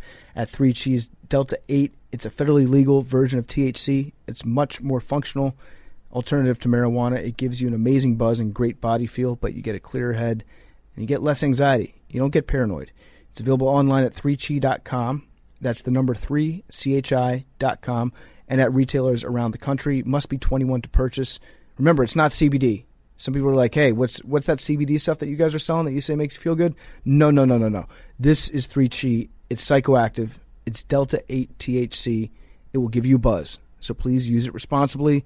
Don't take 3Chi and get behind the wheel of a car or other heavy machinery. Just take 3Chi and chill on your couch. Just chill out. Just enjoy how it makes you feel, because it's going to make you feel great. You can get their vapes, their gummies, their tinctures, their oils. You can make homemade edibles with their oils. And with the gummies, again, start out with a quarter, maybe a half. But don't take a full one until you know how it's going to react to your system. Start out with a small dose. Enjoy yourself. Don't overdo it your first time. Use promo code PARDON at checkout. Get 5% off your order. That's promo code PARDON at checkout. Get 5% off your order. And now, the greatest pitcher of all time, Greg Maddux. And now for something completely different. Okay, we now welcome on a very, very special guest. It is Hall of Famer, one of the greatest pitchers of all time, Greg Maddux, absolute legend. Greg, you are here because there's a golf tournament coming up. So January 21st to 24th, at the Four Seasons Golf and Sports Club Orlando, the Diamond Resorts Tournament of Champions, $1.2 million purse. That's pretty nice. So that's coming up, and you can watch on the Golf Channel, right? Yeah, absolutely. And I think that 1.2 is for the women. I think the guys are playing for like 500,000. So okay, perfect. And the tournament's raised almost $4 million for charity. So that's awesome. Yeah, impressive. Yeah, real good event. A lot of fun. For me personally, it's good to reconnect with all the guys I used to play with and against, and also meet some guys from all the other sports as well. So it's a pretty fun event. I'm glad that COVID didn't take this one over, because it's something I've looked forward to the last couple of years. Yeah, does Smoltz make you put this tournament on every year just so he can win and get another trophy and collect that $500,000 purse? Yeah, I'll tell you what, he's pretty good, man. He was swinging good today. I know, today was fun. Got a chance to play with Ivan Smoltzy. Greg Olson caddies for Smoltzy, so it was a lot of fun being out there today. That's great. So everyone, you can watch it on the Golf Channel and NBC actually on Saturday and Sunday. So I introduced you as one of the greatest pitchers of all time. I truly believe that. It's great to have you on. Talk some baseball, whatever else you want to talk about. I guess I don't even know where to start because there's so many awesome Greg Maddux stories. Where should we start? I'm a little intimidated by you as a guest. Because your legend has grown over the years, because I don't know how many people in our audience actually got to watch you pitch. I used to spend summers essentially just watching Braves games every single day. So I watched you pitch a lot, and there are a lot of like Paul Bunyan type rumors about you. So maybe we can start out by knocking some of those out. First one, true or not true? Yeah, true or not true. And then maybe expand on the story. I like that. Yeah. Did you intentionally give up a home run to Jeff Bagwell one time? Didn't intentionally give up a home run, but there are times where you try to have the hitter have some success off you, so you know he'll be sitting on it for the rest of the year. So I think I had a coach that told me what a hitters remember, and they remember success. So if they get you on a certain pitch, they're going to be sitting on it for a long time. So the story goes that you essentially were like, I'm going to let him have a little success, knowing that I'll probably see him in the postseason. And when I see him in the postseason, he'll be looking for that pitch, and I won't give it to him. Well, hopefully. That was the plan anyway, But it did it mostly in spring training. I think you tried to plant a seed in guys' heads in spring training and try to get away from it once the season starts. I heard a story that you didn't even did you train in the off season? You just show up to spring training and your command would be there and you'd be like, all right, let's go. First time I'm throwing a ball since the playoffs last year. No, I trained. Okay. I didn't throw a lot, but I took care of my shoulder. Had a real good physical therapist in Vegas. I went and saw him 4 times a week, and learn how to take care of my arm, and definitely try to take care of my body in the off season. As far as the throwing goes, a little bit of old school. I'm going to kind of save my bullets for the season. And we had enough time in spring training to get ready. I didn't feel like I had to. I felt like I had enough time to get ready to throw 100 pitches just with the spring training going on. Yeah. Okay. Well, yeah, go ahead. I was going to say there was another story out there about you that when you'd be facing off against like Gary Sheffield, who's an extremely intimidating hitter, I would imagine, going up against, you would sometimes be like, you know what, I'll let him get to the warning track on me as long as he doesn't hit a home run. That's not true. I had one with Chef where, again, it was spring training, and Sheffield loved the ball inside. And if he got beat inside, he was not going to get beat inside ever again. And I remember telling Chipper, he was playing third base at the time, and I go, hey, Chip, man, I'm going to throw Sheffield all fastballs in today. So if you want to back up and get in left field, go ahead, because he's going to rocket something down there. But no, I think Sheffield was our right fielder once, and I think it was a different hitter. And I knew that if I executed my pitch, that hitter would hit the ball right underneath that 390 sign in right center. I knew he didn't have enough to get over it. And I remember asking Chef, hey, you see that 390 sign? If it lands, 5 feet in front of it, it should be an easy play for you.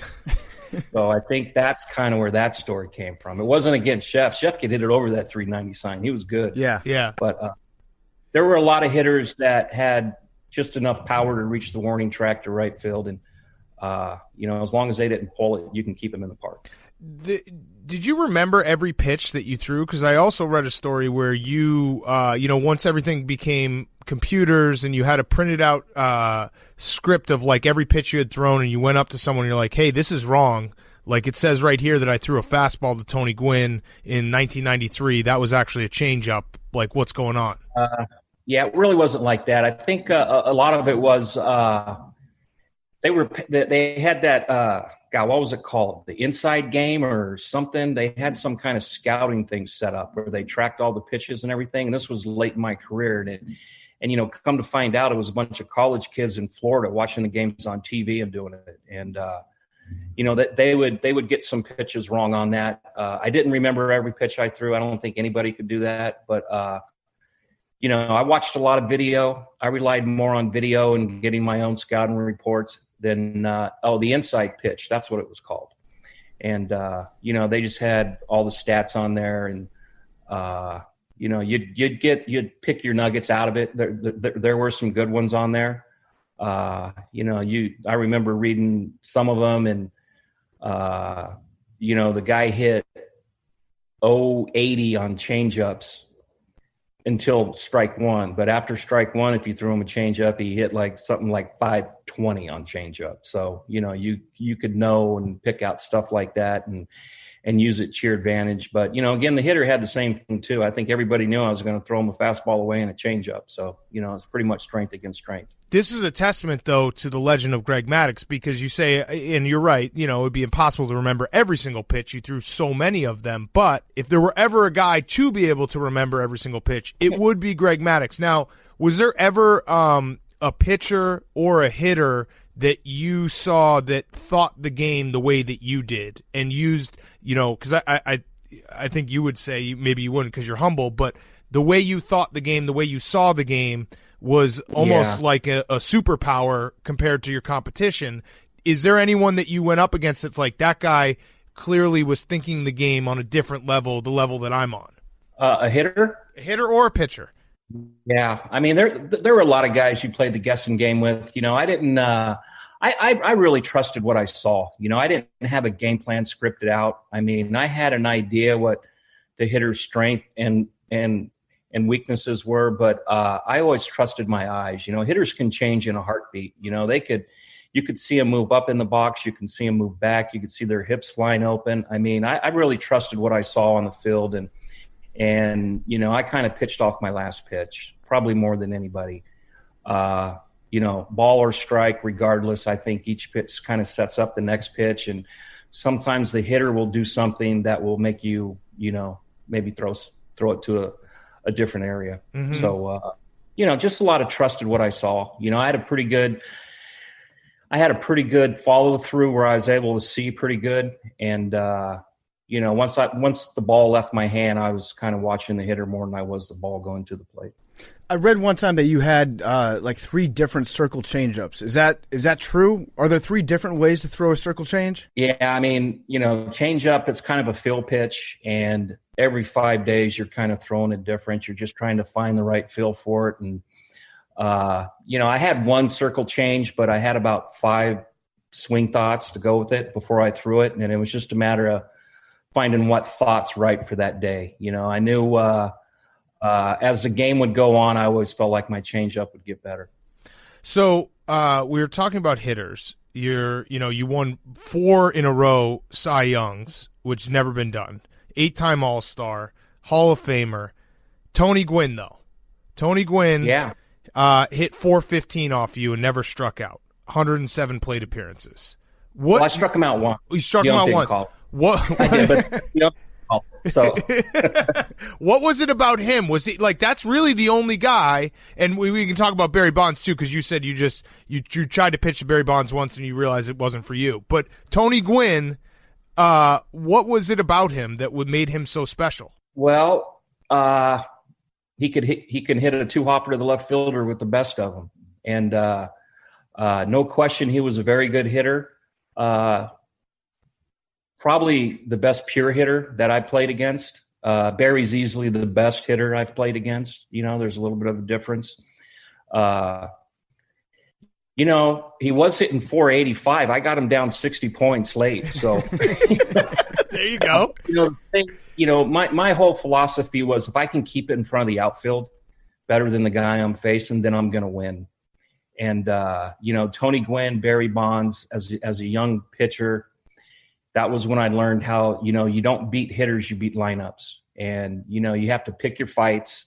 And, I didn't want to give up a single to left with Tony Gwynn, but I sure gave up a lot of them. You know what I mean? But try to keep it in front of the outfield. Make sure you get Tony Fernandez out, Ken Caminetti, and then you can still beat that team with Tony standing on first or second base. Do you think that's a lost art in today's game, like beating a lineup, not a hitter? Do you think guys are thinking that way, or is it a lot more like mano-a-mano and trying to strike guys out? Because we've seen, the game has changed a lot. Home runs, strikeouts, guys pitching 100 miles an hour. Do you think that's lost? I try to keep it in front of the outfield. I see a lot of pitchers today trying to make a miss, and they go strike one down when they want to, and then, you see a lot of balls out of the zone. I like to attack the strike zone a little bit more just so I can pitch deeper into games. I really believe and still do today that the hardest count to hit in is 0-2. And so why not throw a strike and make them hit 0-2? I agree. You see guys spray one up top, bounce 2 in the dirt, and then they miss, and now it's 3-2, and the hitter's back in the count. So, just a different philosophy now. I think if I threw 95 with a wicked slider like half these guys do today, I probably would try to strike more guys out too.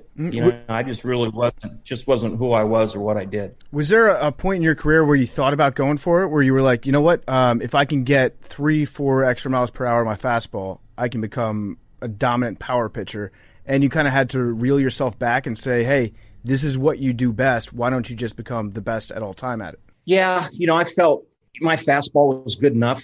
I did throw it hard. It might not have came out fast, but I put a lot of effort into my fastball. I think I was taught that movement and location are more important than velocity. I was taught that being able to change speeds was more important than velocity. So, I just came up with a different coach. I learned that in high school when I was just getting started. And, I remember my coach told me at the time, he goes, you're going to throw hard enough to get drafted, but you're going to need movement to get to the big leagues and win in the big leagues. And, I'll never forget that day. I was 16 years old and I was trying to make it sink. And very fortunate to have that guy in my corner back then. His name was Ralph Meter, by the way. He actually died my junior year in high school, but I spent about 2 years with him, and he kind of laid down the foundation for me. And it was all about movement and location. It was never about velocity. That's what our guy Dan Herron says. Future Hall of Famer Dan Herron. Mm-hmm. You agree that Dan Herron's a Hall of Famer, right? I have to look him up. I know he was good back in the day. I know.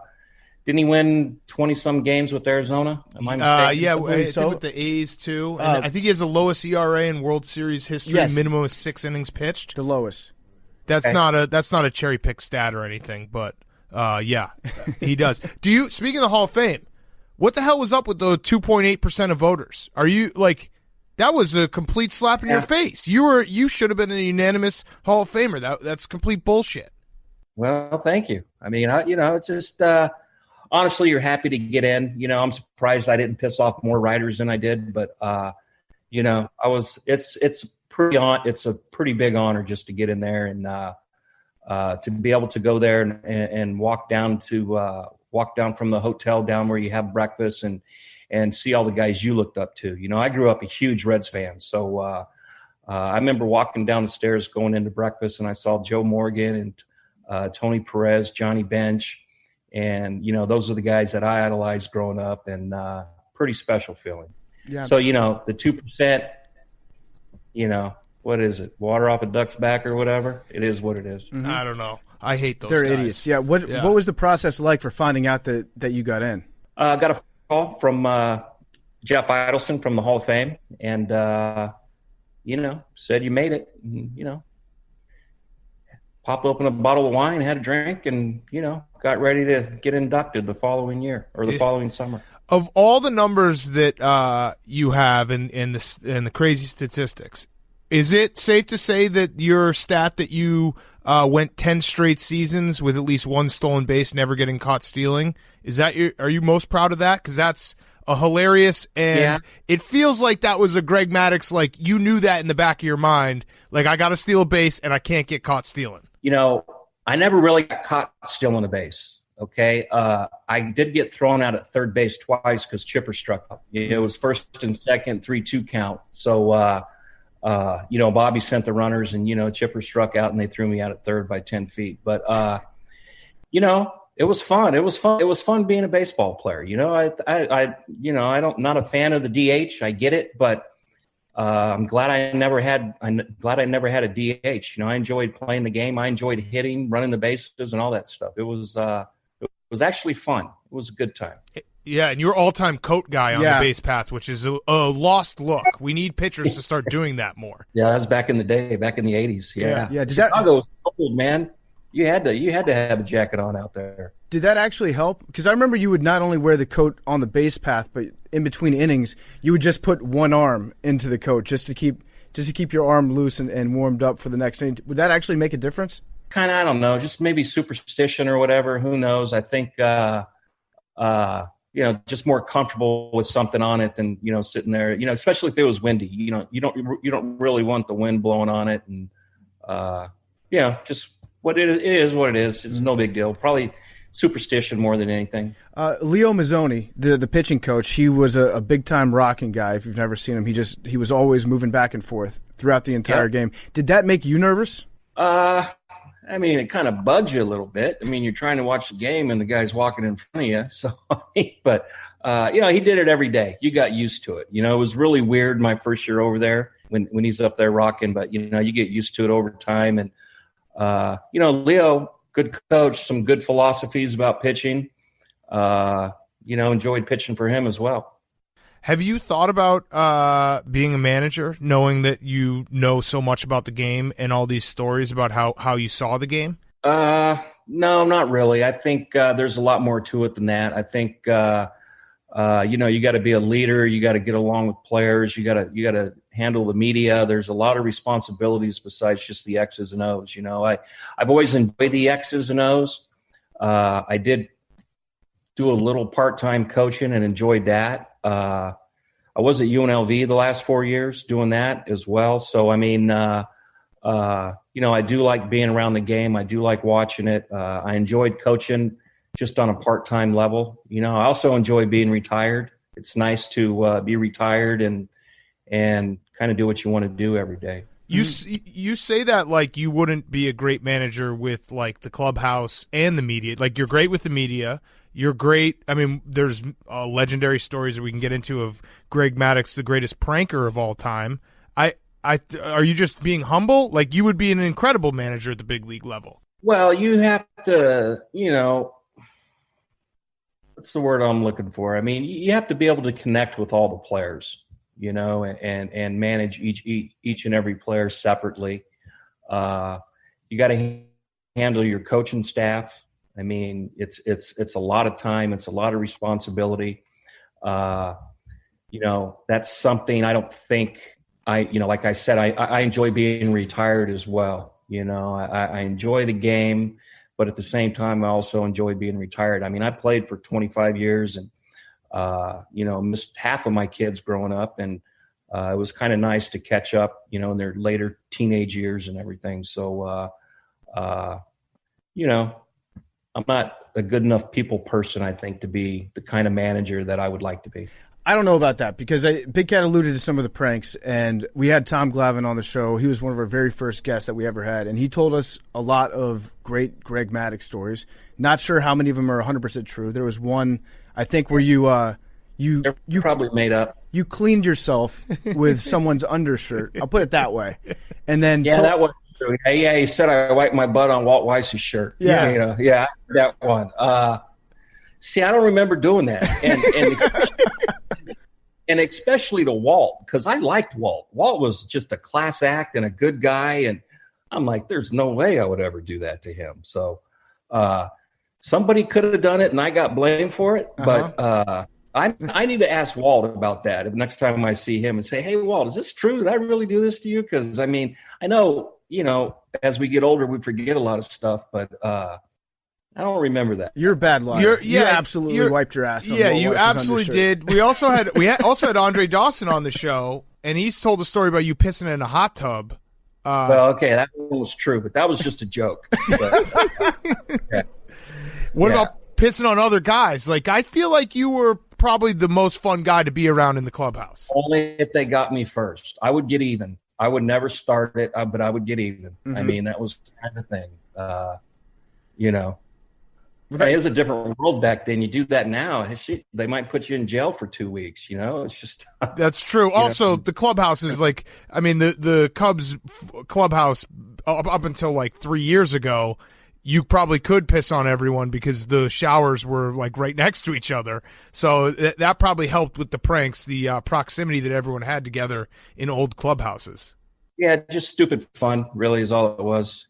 Guys having a good time, and I mean, there were some scenes in there, and we had good times. Guys being dudes. I think you'd be the perfect teammate. What was the worst that anybody ever got you?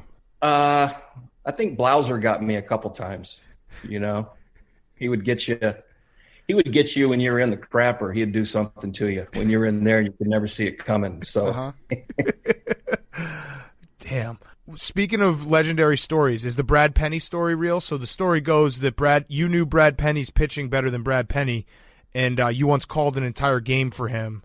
And I think he shut out the Cubs, and you were calling every pitch for him from the dugout. Yeah. Well, I had just gotten traded from the Cubs to the Dodgers, and he was in it and, asked if I'd do it. And I said, yeah, I'll do it. I enjoy doing it. I'll do it. And, yeah. And, he threw every pitch right where he was supposed to throw it. I mean, it was pretty impressive how well he located not only his fastball, but his breaking ball and changeup that day. I mean, it was a pretty solid game. So, I mean, his command was so good. Even if you screwed up and called the wrong pitch, he still put it in a place where they couldn't hit it. One of my favorite rivalries to watch was you against the umpire's brain. So you would get some strikes called that other pitchers wouldn't get, but it's because you kind of like lead them into calling those strikes. And then I'm sure at some point in your career, the umpires heard all this and they're like, we need to call Greg a little bit tighter. So then you had to like overcome the umpires being afraid to call those outside pitches or those pitches inside on a left-handed batter. How would you manipulate the umpire's brain over the course of a game? I wouldn't. I never did that. I had my catcher set up in a certain spot, and I tried to throw it there. And, we took a lot of abuse for that. Not only me, but, a couple other guys on the team. And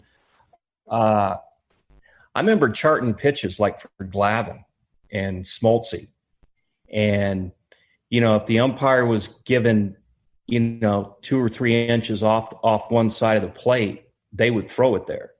If the other pitcher did it, the umpire would still call it. But the thing was, we'd throw like 7 or 8 pitches out there, and the other pitcher would throw 2 or 3, and then, we would get accused of getting more pitches than the other guy. And it came down, we were making more pitches than the other guy. I mean, the strike zone's the same for both sides.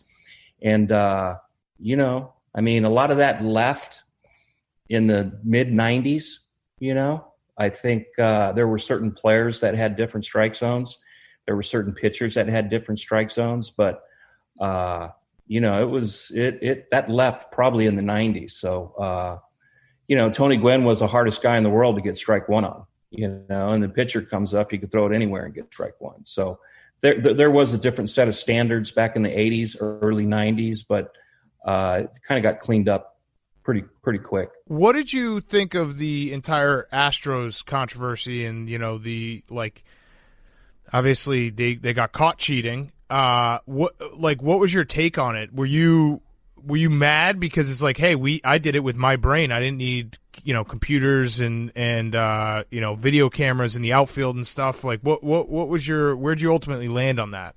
That's a different way of cheating. I mean, if a pitcher's tipping pitches or a hitter's tipping location or one of your fielders is moving too early and giving away pitches, that's baseball. That's one thing. You got to be able to disguise your pitches. But to have some guy on a computer and a button sitting in the video room and seeing what the catcher's putting down, I mean, there's no place for that in the game. That's cheating. That's cheating. That's not looking for an edge. That's flat out cheating. And I was pretty disgusted with it. I'm not going to lie to you. I think it's a shame that they would do that. I know you hear growing up, if you're not cheating, you're not trying. But I mean, that's a whole new way to cheat right there. I would think it's, if you're going 70 and a 65, it's not that big a deal. But you start going 100, it becomes a big deal. And I think they just kind of went way overboard on that. Do you think you would have still been able to get the entire Astros lineup out? Peak Greg Maddux, Astros cheating. Probably not. I don't think anybody could have got him out if they know what's coming. They had good hitters too. It's not like they needed to cheat. They had some pretty good hitters. Yeah. So, it was a shame it happened. I kind of feel bad for the Dodgers, for that. Yeah. Is it when you're looking at a opposing batter and you're trying to get inside their head and figure out what pitch they're sitting on, how much of that did you use to rely on the study that you put in before the game, and how much based on like their body language or the situation? Like, would you try to get actually inside their head and be like, this is Aubrey Huff, he's dumb as shit, he's going to be sitting on a fastball? Well, yeah, I mean, you thought that way sometimes, but mostly you wanted to know how the hitter saw the ball coming out of your hand. And, if I knew how he saw the ball coming out of my hand, I know I could throw cutters, sinkers, and change-ups all kind of through the same spot and have one pitch end up in 3 different places. So that was kind of how I looked at it. So a lot of it, that's when I said it goes pitch to pitch based on the last pitch, what you throw next. A lot of it has to do with where did he see that last pitch come out of my hand at, and how can I throw that pitch again and have it be something different? That was kind of what I was trying to do. So the quote that I alluded to earlier about Barry Bonds, which is very funny, you said, how do I pitch to Bonds? Very simply, I did not. Tried it once, wasn't for me. Yeah, no, he was the easiest guy in the league to pitch to. I mean, because you throw him fastballs away, and if it mattered at all, you just walked him. So he was like no stress. That dude was so easy to pitch to. Hey, it's his fault. It's his fault for, being as good as he was. But, yeah, I mean, the big thing with Barry Bonds is, again, it goes back, you got to get the guy out before him and the guy out after him. So, look at the year Jeff Kent had that one year. Yeah. And Jeff Kent was a pretty good player. And, he got everybody after Barry. And also, there's kind of the Barry Bonds effect. If you're a pitcher and you're out there and you're facing the best player in the league, as soon as that at bat's over, you kind of go, okay, and the next at bat kind of sneaks up on you. So I think you have to be very aware of after you have a matchup like that you don't let your guard down before the next guy steps in. What was your mindset as you were pitching during a game? Were you one of those guys that goes out there and you're nervous, you have to chug Pepto-Bismol before your appearance, and you use those nerves, or were you calm? Both. I think a lot of nerves and, you're a lot of calmness as well. So I think, you'd have to fight through the nerves some games, and some games you wouldn't. Some days you'd be calm. But, I tried to stay calm on the days I pitched. I didn't try to come to the park and put my game face on and be Johnny Tough Guy and all that like you see some guys be. I was who I was, and I try to keep it as simple as possible. If I could just locate and change speeds, I think I'll be okay. Mm-hmm. What are you most proud of? Let's just call it your Cy Young Awards, or the season that you hit, was it 224? Well, I'm most proud of winning the World Series in '95. That to me, that was the highlight of, my career. The Cy Youngs are cool. The Gold Gloves are cool. Hitting home runs, that's way cool. It's pretty cool hitting a home run. That's probably cooler than stealing the base. But nothing tops that ring. When you get a chance to share success with, your teammates, your coaches, your neighbors in Atlanta, that you live around with all season, and just be able to share something with the whole city was pretty cool. So this question sucks. So I'm just going to preface it with it, but it is something we talked about actually this week with Drew Brees retiring. Is there a part of you that looks back on that Braves, the '90s, and winning all those division titles and being like, man, we should have had one more. Like, we should have had one or two more. Absolutely. It would have been nice to win 4 or 5. I thought there were a couple years where we were easily the best team, but we didn't get it done, and it was a tough pill to swallow. The 14 straight division titles, and to be a part of 11 of those is pretty special. I think that's never been done in any sport.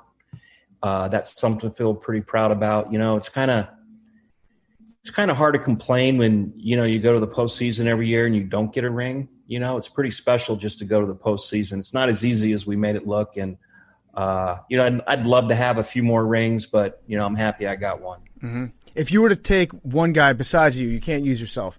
If you've got Smoltz, Glavine, and Avery all at their peaks, and you got one game to win, who would you send out there? Ooh, that's a tough one. You couldn't pick a wrong guy, really. All three answers are right. I think, flip a coin between Smoltz and Glav. I think Avery was pretty good too. That's a tough question. I think looking back at it, Smoltz probably had the better track record in the postseason. But then again, Glav did win the deciding game and threw a shutout, to get the World Series ring. So, they're both pretty special pitchers. What about expanding that? What about expanding that to any pitcher that was in the big leagues when you pitched in your career? Who's the one guy that you'd be like, that's the guy I'd put out there? Probably Mariano Rivera. Okay. I know he's a closer. If you had to pick a starter. Yeah. For my money, I always thought the best pitcher was Clemens coming up. The guy that I played with in my era. I thought he was a complete dominant pitcher. I think he had not only the great stuff, the great God-given ability to throw, fastballs and sliders and command. I thought he had really good game plans as well. I thought he was a very good pitcher that had great stuff. And, he was just kind of known for blowing guys away and everything. But I think he was a complete pitcher. I saw him, pitch to both sides of the plate, up, down, hard, soft, in, out. It was pretty impressive. I would take Tim Wakefield at his best. Like on one of the nights when, I don't know, what the humidity was just right and the ball was dancing, it's impossible. Yeah, he was up to hit. Yeah, did you ever think to yourself, like, maybe I should give this knuckleballing a shot? I tried to throw a couple. I know my hands were too small, so I could never really do it. Bit my fingernails and had small hands, so that pitch kind of wasn't for me. Bad combo. Bit your fingernails. What about I think I remember you having a special catcher. There would be like Maddux catcher nights when Javi Lopez would take a night off. Did that ever piss Javi off? Was he ever like, hey man, I'm not chopped liver, I'm pretty good? No, not at all. My first year with Javi, I won 20 games with Javi. And then come up the following year, and Bobby said that he wanted Javi to catch like 140 games a year, something like that, or 120 games a year, I think is what it was. And he said if he gave Javi my games off, he would only have to find him like 10 more off days during the season. So that was kind of the whole thing about that. That was Bobby managing 160 games, not just for that night. And, so I always got the backup guy. And, it worked out good. You start to develop really good relationships with your catcher that way. And, he was as fired up to play as I was because we both sat on the bench for the last 4 days. Yeah. And you're missing the other point is that you actually proved that you could catch Greg Maddux with your eyes closed. Like that actually is something that was proven. We did do that one day in the bullpen in San Francisco, but I was with the Padres then, and we were just screwing around and having fun at like 2:00 in the afternoon one day. And God, I'm trying to remember the guy, some crazy Australian guy, and Kyrie Irving. It took about 4 or 5 throws before he finally caught one. Yeah, so there was a guy standing. There was a guy standing a few feet. There was a guy standing a few feet from the catcher, and he would say now to when the catcher should close his mitt, and after 2 or 3 throws, he was able to do it where you would throw it exactly where it needs to be, and the guy would say now, and the catcher would actually literally catch Greg Maddux with his eyes closed. Yeah, he did it. It was pretty cool. It was a lot of fun. I remember the first one I threw, hit him in the glove, and it bounced off. And then I about hit him in the kneecap, and then I whistled one right over his head, and then I think the fourth one he actually caught. So it was pretty cool. That's awesome. I remember you being a big cover your mouth when you're talking to the catcher guy. So when you'd have your meetings at the mound, like some guys just cover their mouth. You got in there like you were eating popcorn out of it. It covered your entire face. Do you think that batters are actually like able to sit back there and read your lips? Curtis Pride could. Do you remember Curtis Pride, the deaf guy that played Montreal? But yeah, there would be meetings on the mound, and then he would go tell the manager what they said. So, I think you can read some lips. You could see, fastball in, change up away, or, curveball, whatever, if you can read lips. So it was just kind of a way of guarding against that. You get paranoid out there sometimes. Yeah. How many times would you be pulled from a game or have the manager come out and try to take you out of the game, and you were able to successfully tell him like, no, I'm staying in this game. You're not taking me out. Probably 0. I think my managers were pretty good. I always got the benefit of a doubt, and I would always tell my managers or suggest to them that, look, I'll lie for you, never to you. Okay, if you're going to come out and ask me how I'm doing, I'll tell you the truth. And if I think I can get the next hitter out, I'm not going to lie to you. I'm going to take ego out of it and give you an honest answer because, I want to win. I want to win my games, and sometimes you're not good enough to win your games, and maybe your teammates can win them for you. So, I never lied to my managers, never had to talk them in or out of anything, just give them an honest opinion. And I think I got pulled from a game once that I was kind of pissed I got taken out of. Bobby Cox was an all-time great, too. And I could watch him, and I could tell when he was feeling extra spicy that day, he'd start to get into an argument with the umpire in, like, the top of the first. Were there days when you could just see Bobby trotting around and you're like, Bobby wants to get tossed today? Yeah. We used to try to call how many pitches into the game before he yells at the umpire. And the numbers were 2, 3, 5. It was going to be in the first inning. It was matter what pitch it was. He had one game where it was the first pitch of the game, So, that was just Bobby being Bobby, cheering for his guys. He was always in your corner. Loved playing for him. I think all the guys loved playing for him. It wasn't just the pitchers. I think the hitters enjoyed playing for him as well. And he knew how to treat people the right way. All right, so this has been awesome. We really appreciate it. I have one more stat for you. From July 1993 to May 2000, you started 213 games for the Braves, and you only had 212 walks. I love these stats because they're like, I don't think we'll see them ever again. That type of command. I heard that one. Yeah, that's a good one. I don't think they should intentional walks in there, though. Honest with you, I agree. I'm sure there's intentional walks. A lot of guys, tons of intentional walks. Because how many times are you walking the 8th place hitter to get to the pitcher? You know. Yeah. So I don't think those should count, but they count them. But you know, I'm a pitcher. All right. Well, Greg, this has been so much fun. We really appreciate it. Legend, you're a recurring guest now, so you have to come on whenever we ask you, just so you know that's part of your contract. But everyone check out the Diamond Resorts Tournament of Champions. It is this weekend. You can watch on Golf Channel and NBC.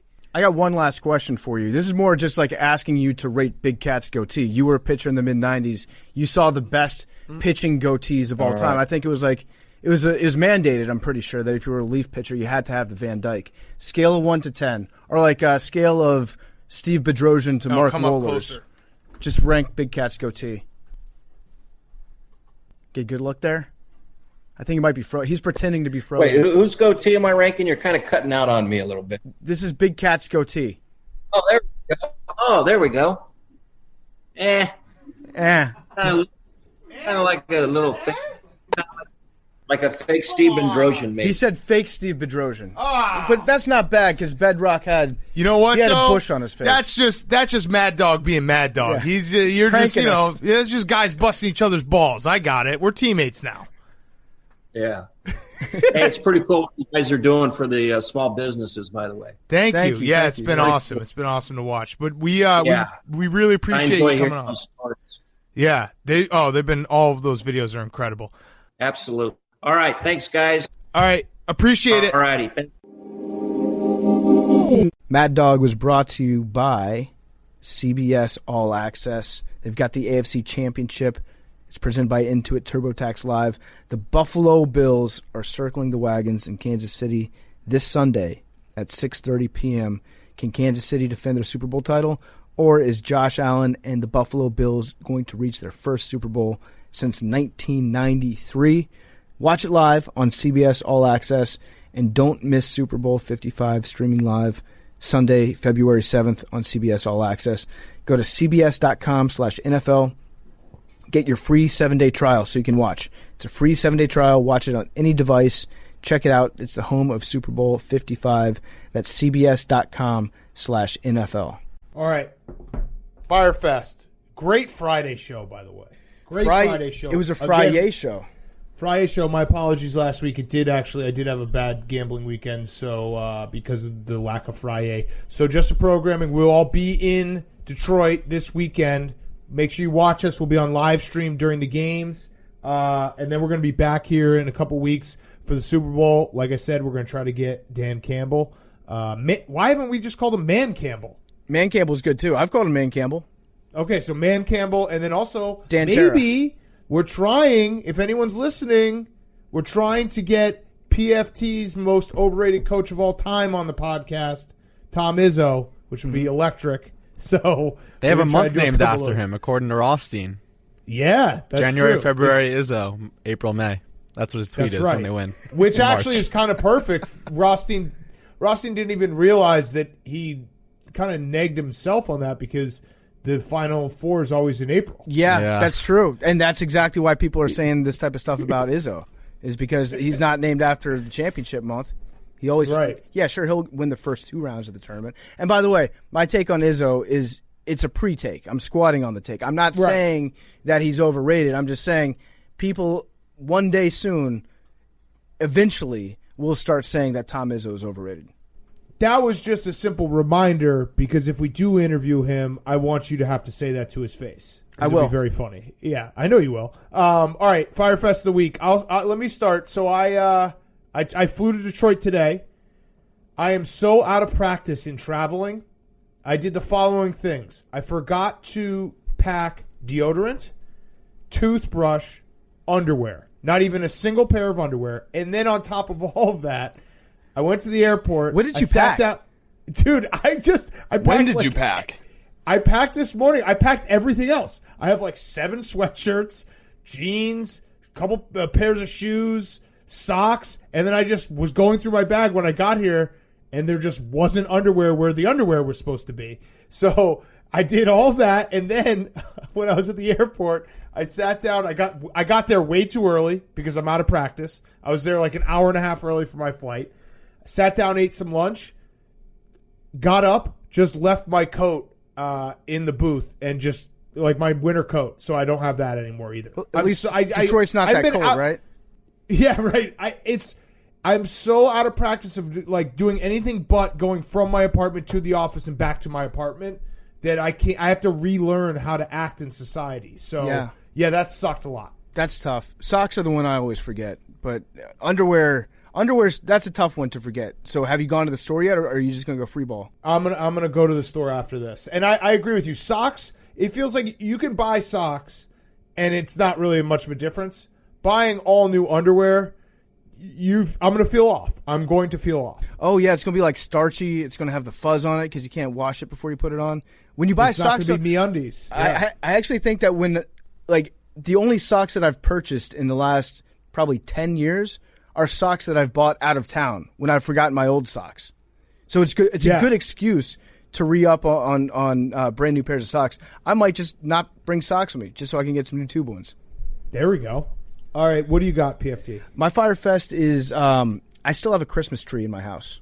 Ooh. So it's what is it? The 22nd of January right now. Now, Grant, I did pay $300 for the Christmas tree, so I'm getting my money's worth. Right now, it's like a birthday tree. That's what I'm telling myself. But it's in bad shape. It's in really bad shape. And if you have a Christmas tree that far into January, you can't just take it out to the curb because they've done the Christmas tree collection. I don't think that they do. They don't just pick up trees if you leave a tree on the sidewalk all year round. So now I have to figure out how to get somebody to come to my apartment and get my tree from me, and then I have to deal with the shame of, I still have my tree. Why wouldn't you just plant it in my apartment or outside? No, outside. You're not throwing it away. Just plant it outside. There's really no grass near my apartment. There's got to be those little wells, like on the street.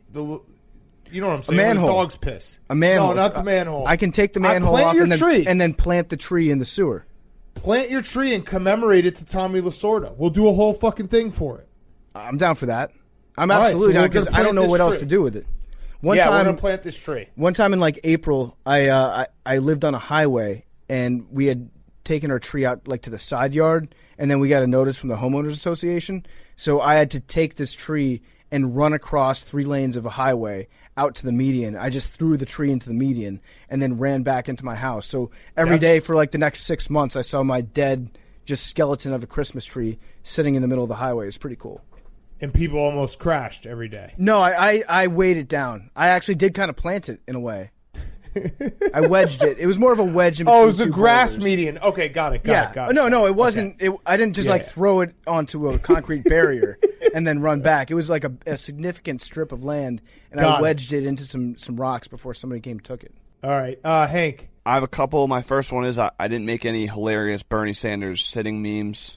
Oh, yeah. That meme burned out pretty quickly. I lost sleep over that last night. Was that the fastest a meme has ever been used out? Yeah. It has to be. Has to be. I was sick of it after 5 minutes. Yeah. Everyone, fucking, our colleague B.W. Carlin had posted someone did a painting of it. Like 2 hours after. Like, who the fuck has paint just lying around to paint a meme? I guess painters do. Yeah. My other one, this sounds to me like you had a meme, a specific one you wanted to do, and then you realized it was too late. So why don't you just verbalize it? Talk it out. All right, it's Bernie Sanders sitting. Yeah.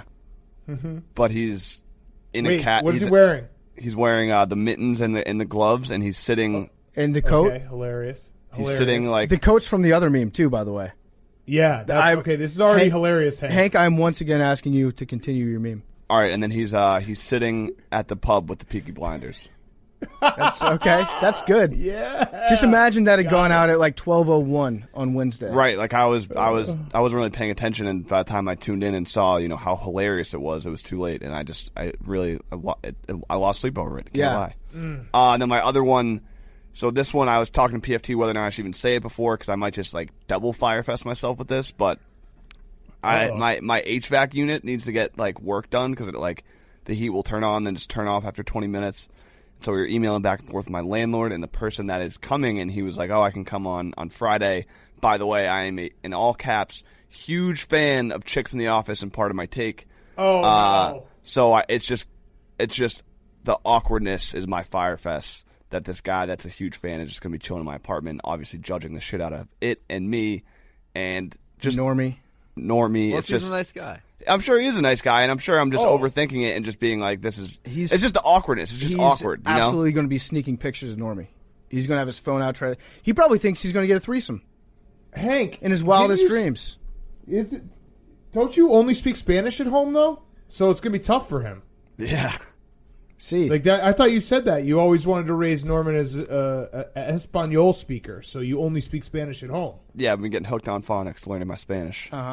Yeah. So he seems like a nice guy, but unfortunately, if you come to Hank's house and he's there, he will not understand what you're saying. Well, that's why it's really just awkwardness. But my hope is that I was like, PFT, do you think if I say this, he'll hear it by 11 a.m. when he's supposed to come? And he was like, probably not. So I'm just hoping that when this guy hears it, it's after he's already been in my apartment. Otherwise, it's going to be even more awkward. Yeah. And if you're listening to it right now, just bring a cat over and just let it loose in Hank's apartment. No, if you're listening to this right now, dude, you actually sound like a really sweet dude, so you're cool to like hang out for a while. Maybe some Warzone? Yeah. I like that. Stream with him. Yeah. I'll hop on stream. Go live. Go live with the HVAC guy. Dude, why not? Do you not like our fans? No, that's what I'm saying. It's not. It's really. It has nothing to do with the guy. I'm sure he's a great guy. It's just, you know how it is. It's just awkward. It's just. I would rather the people that come into my house. I would rather pretend that they don't know I exist, rather than outwardly be like, "Hey, I know you." Disagree. I'd rather disagree. I think that's I think that's cool that he did that this way. I would so much. It's like I would so much rather someone just say it outright than imagine if they like as they were leaving. They're like, "Hey, just a heads up, I'm a huge fan." You're like, "Well, what?" But the damage is done. Doing? Then he's What'd leaving. I say? Yeah. Then but what did I say? What'd I do? Like, did he take a picture? I think it's way better that you just know it, because now you can just be like, "Hey, all of our cards are on the table here." I guess I'd rather him say it on the way out, and I could be like, "All right," and then it's already over. The deed is done. There's nothing you can do to change the past. Oh, if you're listening, unless you're tenant, give Hank a real clear picture of how to fix the pipes in this office. Oh, he'll probably know, right? Yeah, you can do that job. Yeah, if he has some extra time, we'll pay. Yes. I would gladly pay hundreds of dollars to have somebody fix this thing, just so I could hold that over Pete's head for the rest of his life. Just be Pete. I took care of it myself. Fuck Pete. Pete, you still here? Just clean the pipes. He's still here. He's Fuck like, you, Pete. One day I'm going to come. I'm going to just keep trying. Yeah, I can just hear him masturbating in the other room. All right, Jake, do you have a Fyre Fest? Yeah, I showed up to my orthodontist appointment this morning to get some more Invisalign for my bottom row, and they told me my appointment was canceled. And I'm like, "No, you canceled it the day of that blizzard in December." It's a blizzard. Remember the blizzard in December? Yeah, we had like 6 inches of snow. Yeah. Who could forget? But yeah, Jake, you go to the doctor too? Yeah. Oh my god. Such a PUSSY. Oh man. All right, you want to do it numbers? Yeah, let's go with it. I'm going to go 8. 1,800. I think I'm going to do 8 again. 9. Fun fact: in ancient Greece, pigeons delivered the results of the Olympic Games. What'd you say, Big Cat? 100. 52. I feel like it's been in the 50s Two? for a while now. 52. 52. 5-2. What is it? 52. 52. 52. Yeah. Wow, a 5 Pete. What? 52. We had 4 52s. Now this is our 5th. We last had it December 27th. Jesus. That's nuts. 52's got a dynasty. It's too bad 52 is not on the roulette wheel for this weekend. Yeah. It goes up to go 36. download the Barstool Sportsbook app. Play if you're in 5 Michigan. and 2. Gamble responsibly. You know what we should do this weekend? We should have somebody in this room playing the lotto machine and then telling us what number to put our bets on the roulette. Like, yes. Can you imagine if that hits? We need a zero, Yes. a double zero. On That's what they Sunday get we you. can. Yeah. On Sunday we can. Yeah. What about Saturday? Yeah. Saturday, I don't think people come in the office. Okay. We'll see. All right. Love you guys. There once was a ship that put to sea, and the name of that ship was the Billy o' Tea. The winds blew hard about it down. Blow me, bully boys, blow. Talking away, wonder what I'm to say on stage anyway. Today's another day to find you shying away. I'll be coming for your love, okay? Shying away. I'll be coming for your love, okay? Take on me, take me on. I'll be gone in a day or two. Needless to say, I'm on sentence, but I'm eased a little way. Slowly learning that life is okay. Say after me, oh, it's no better to be safe than sorry. Say after me, oh, it's no better to be safe than sorry. Take on me, take me on. I'll be gone in a Soon may the wellerman come to bring us sugar and tea and rum. One day when the tugging is done, we'll take our leave and go.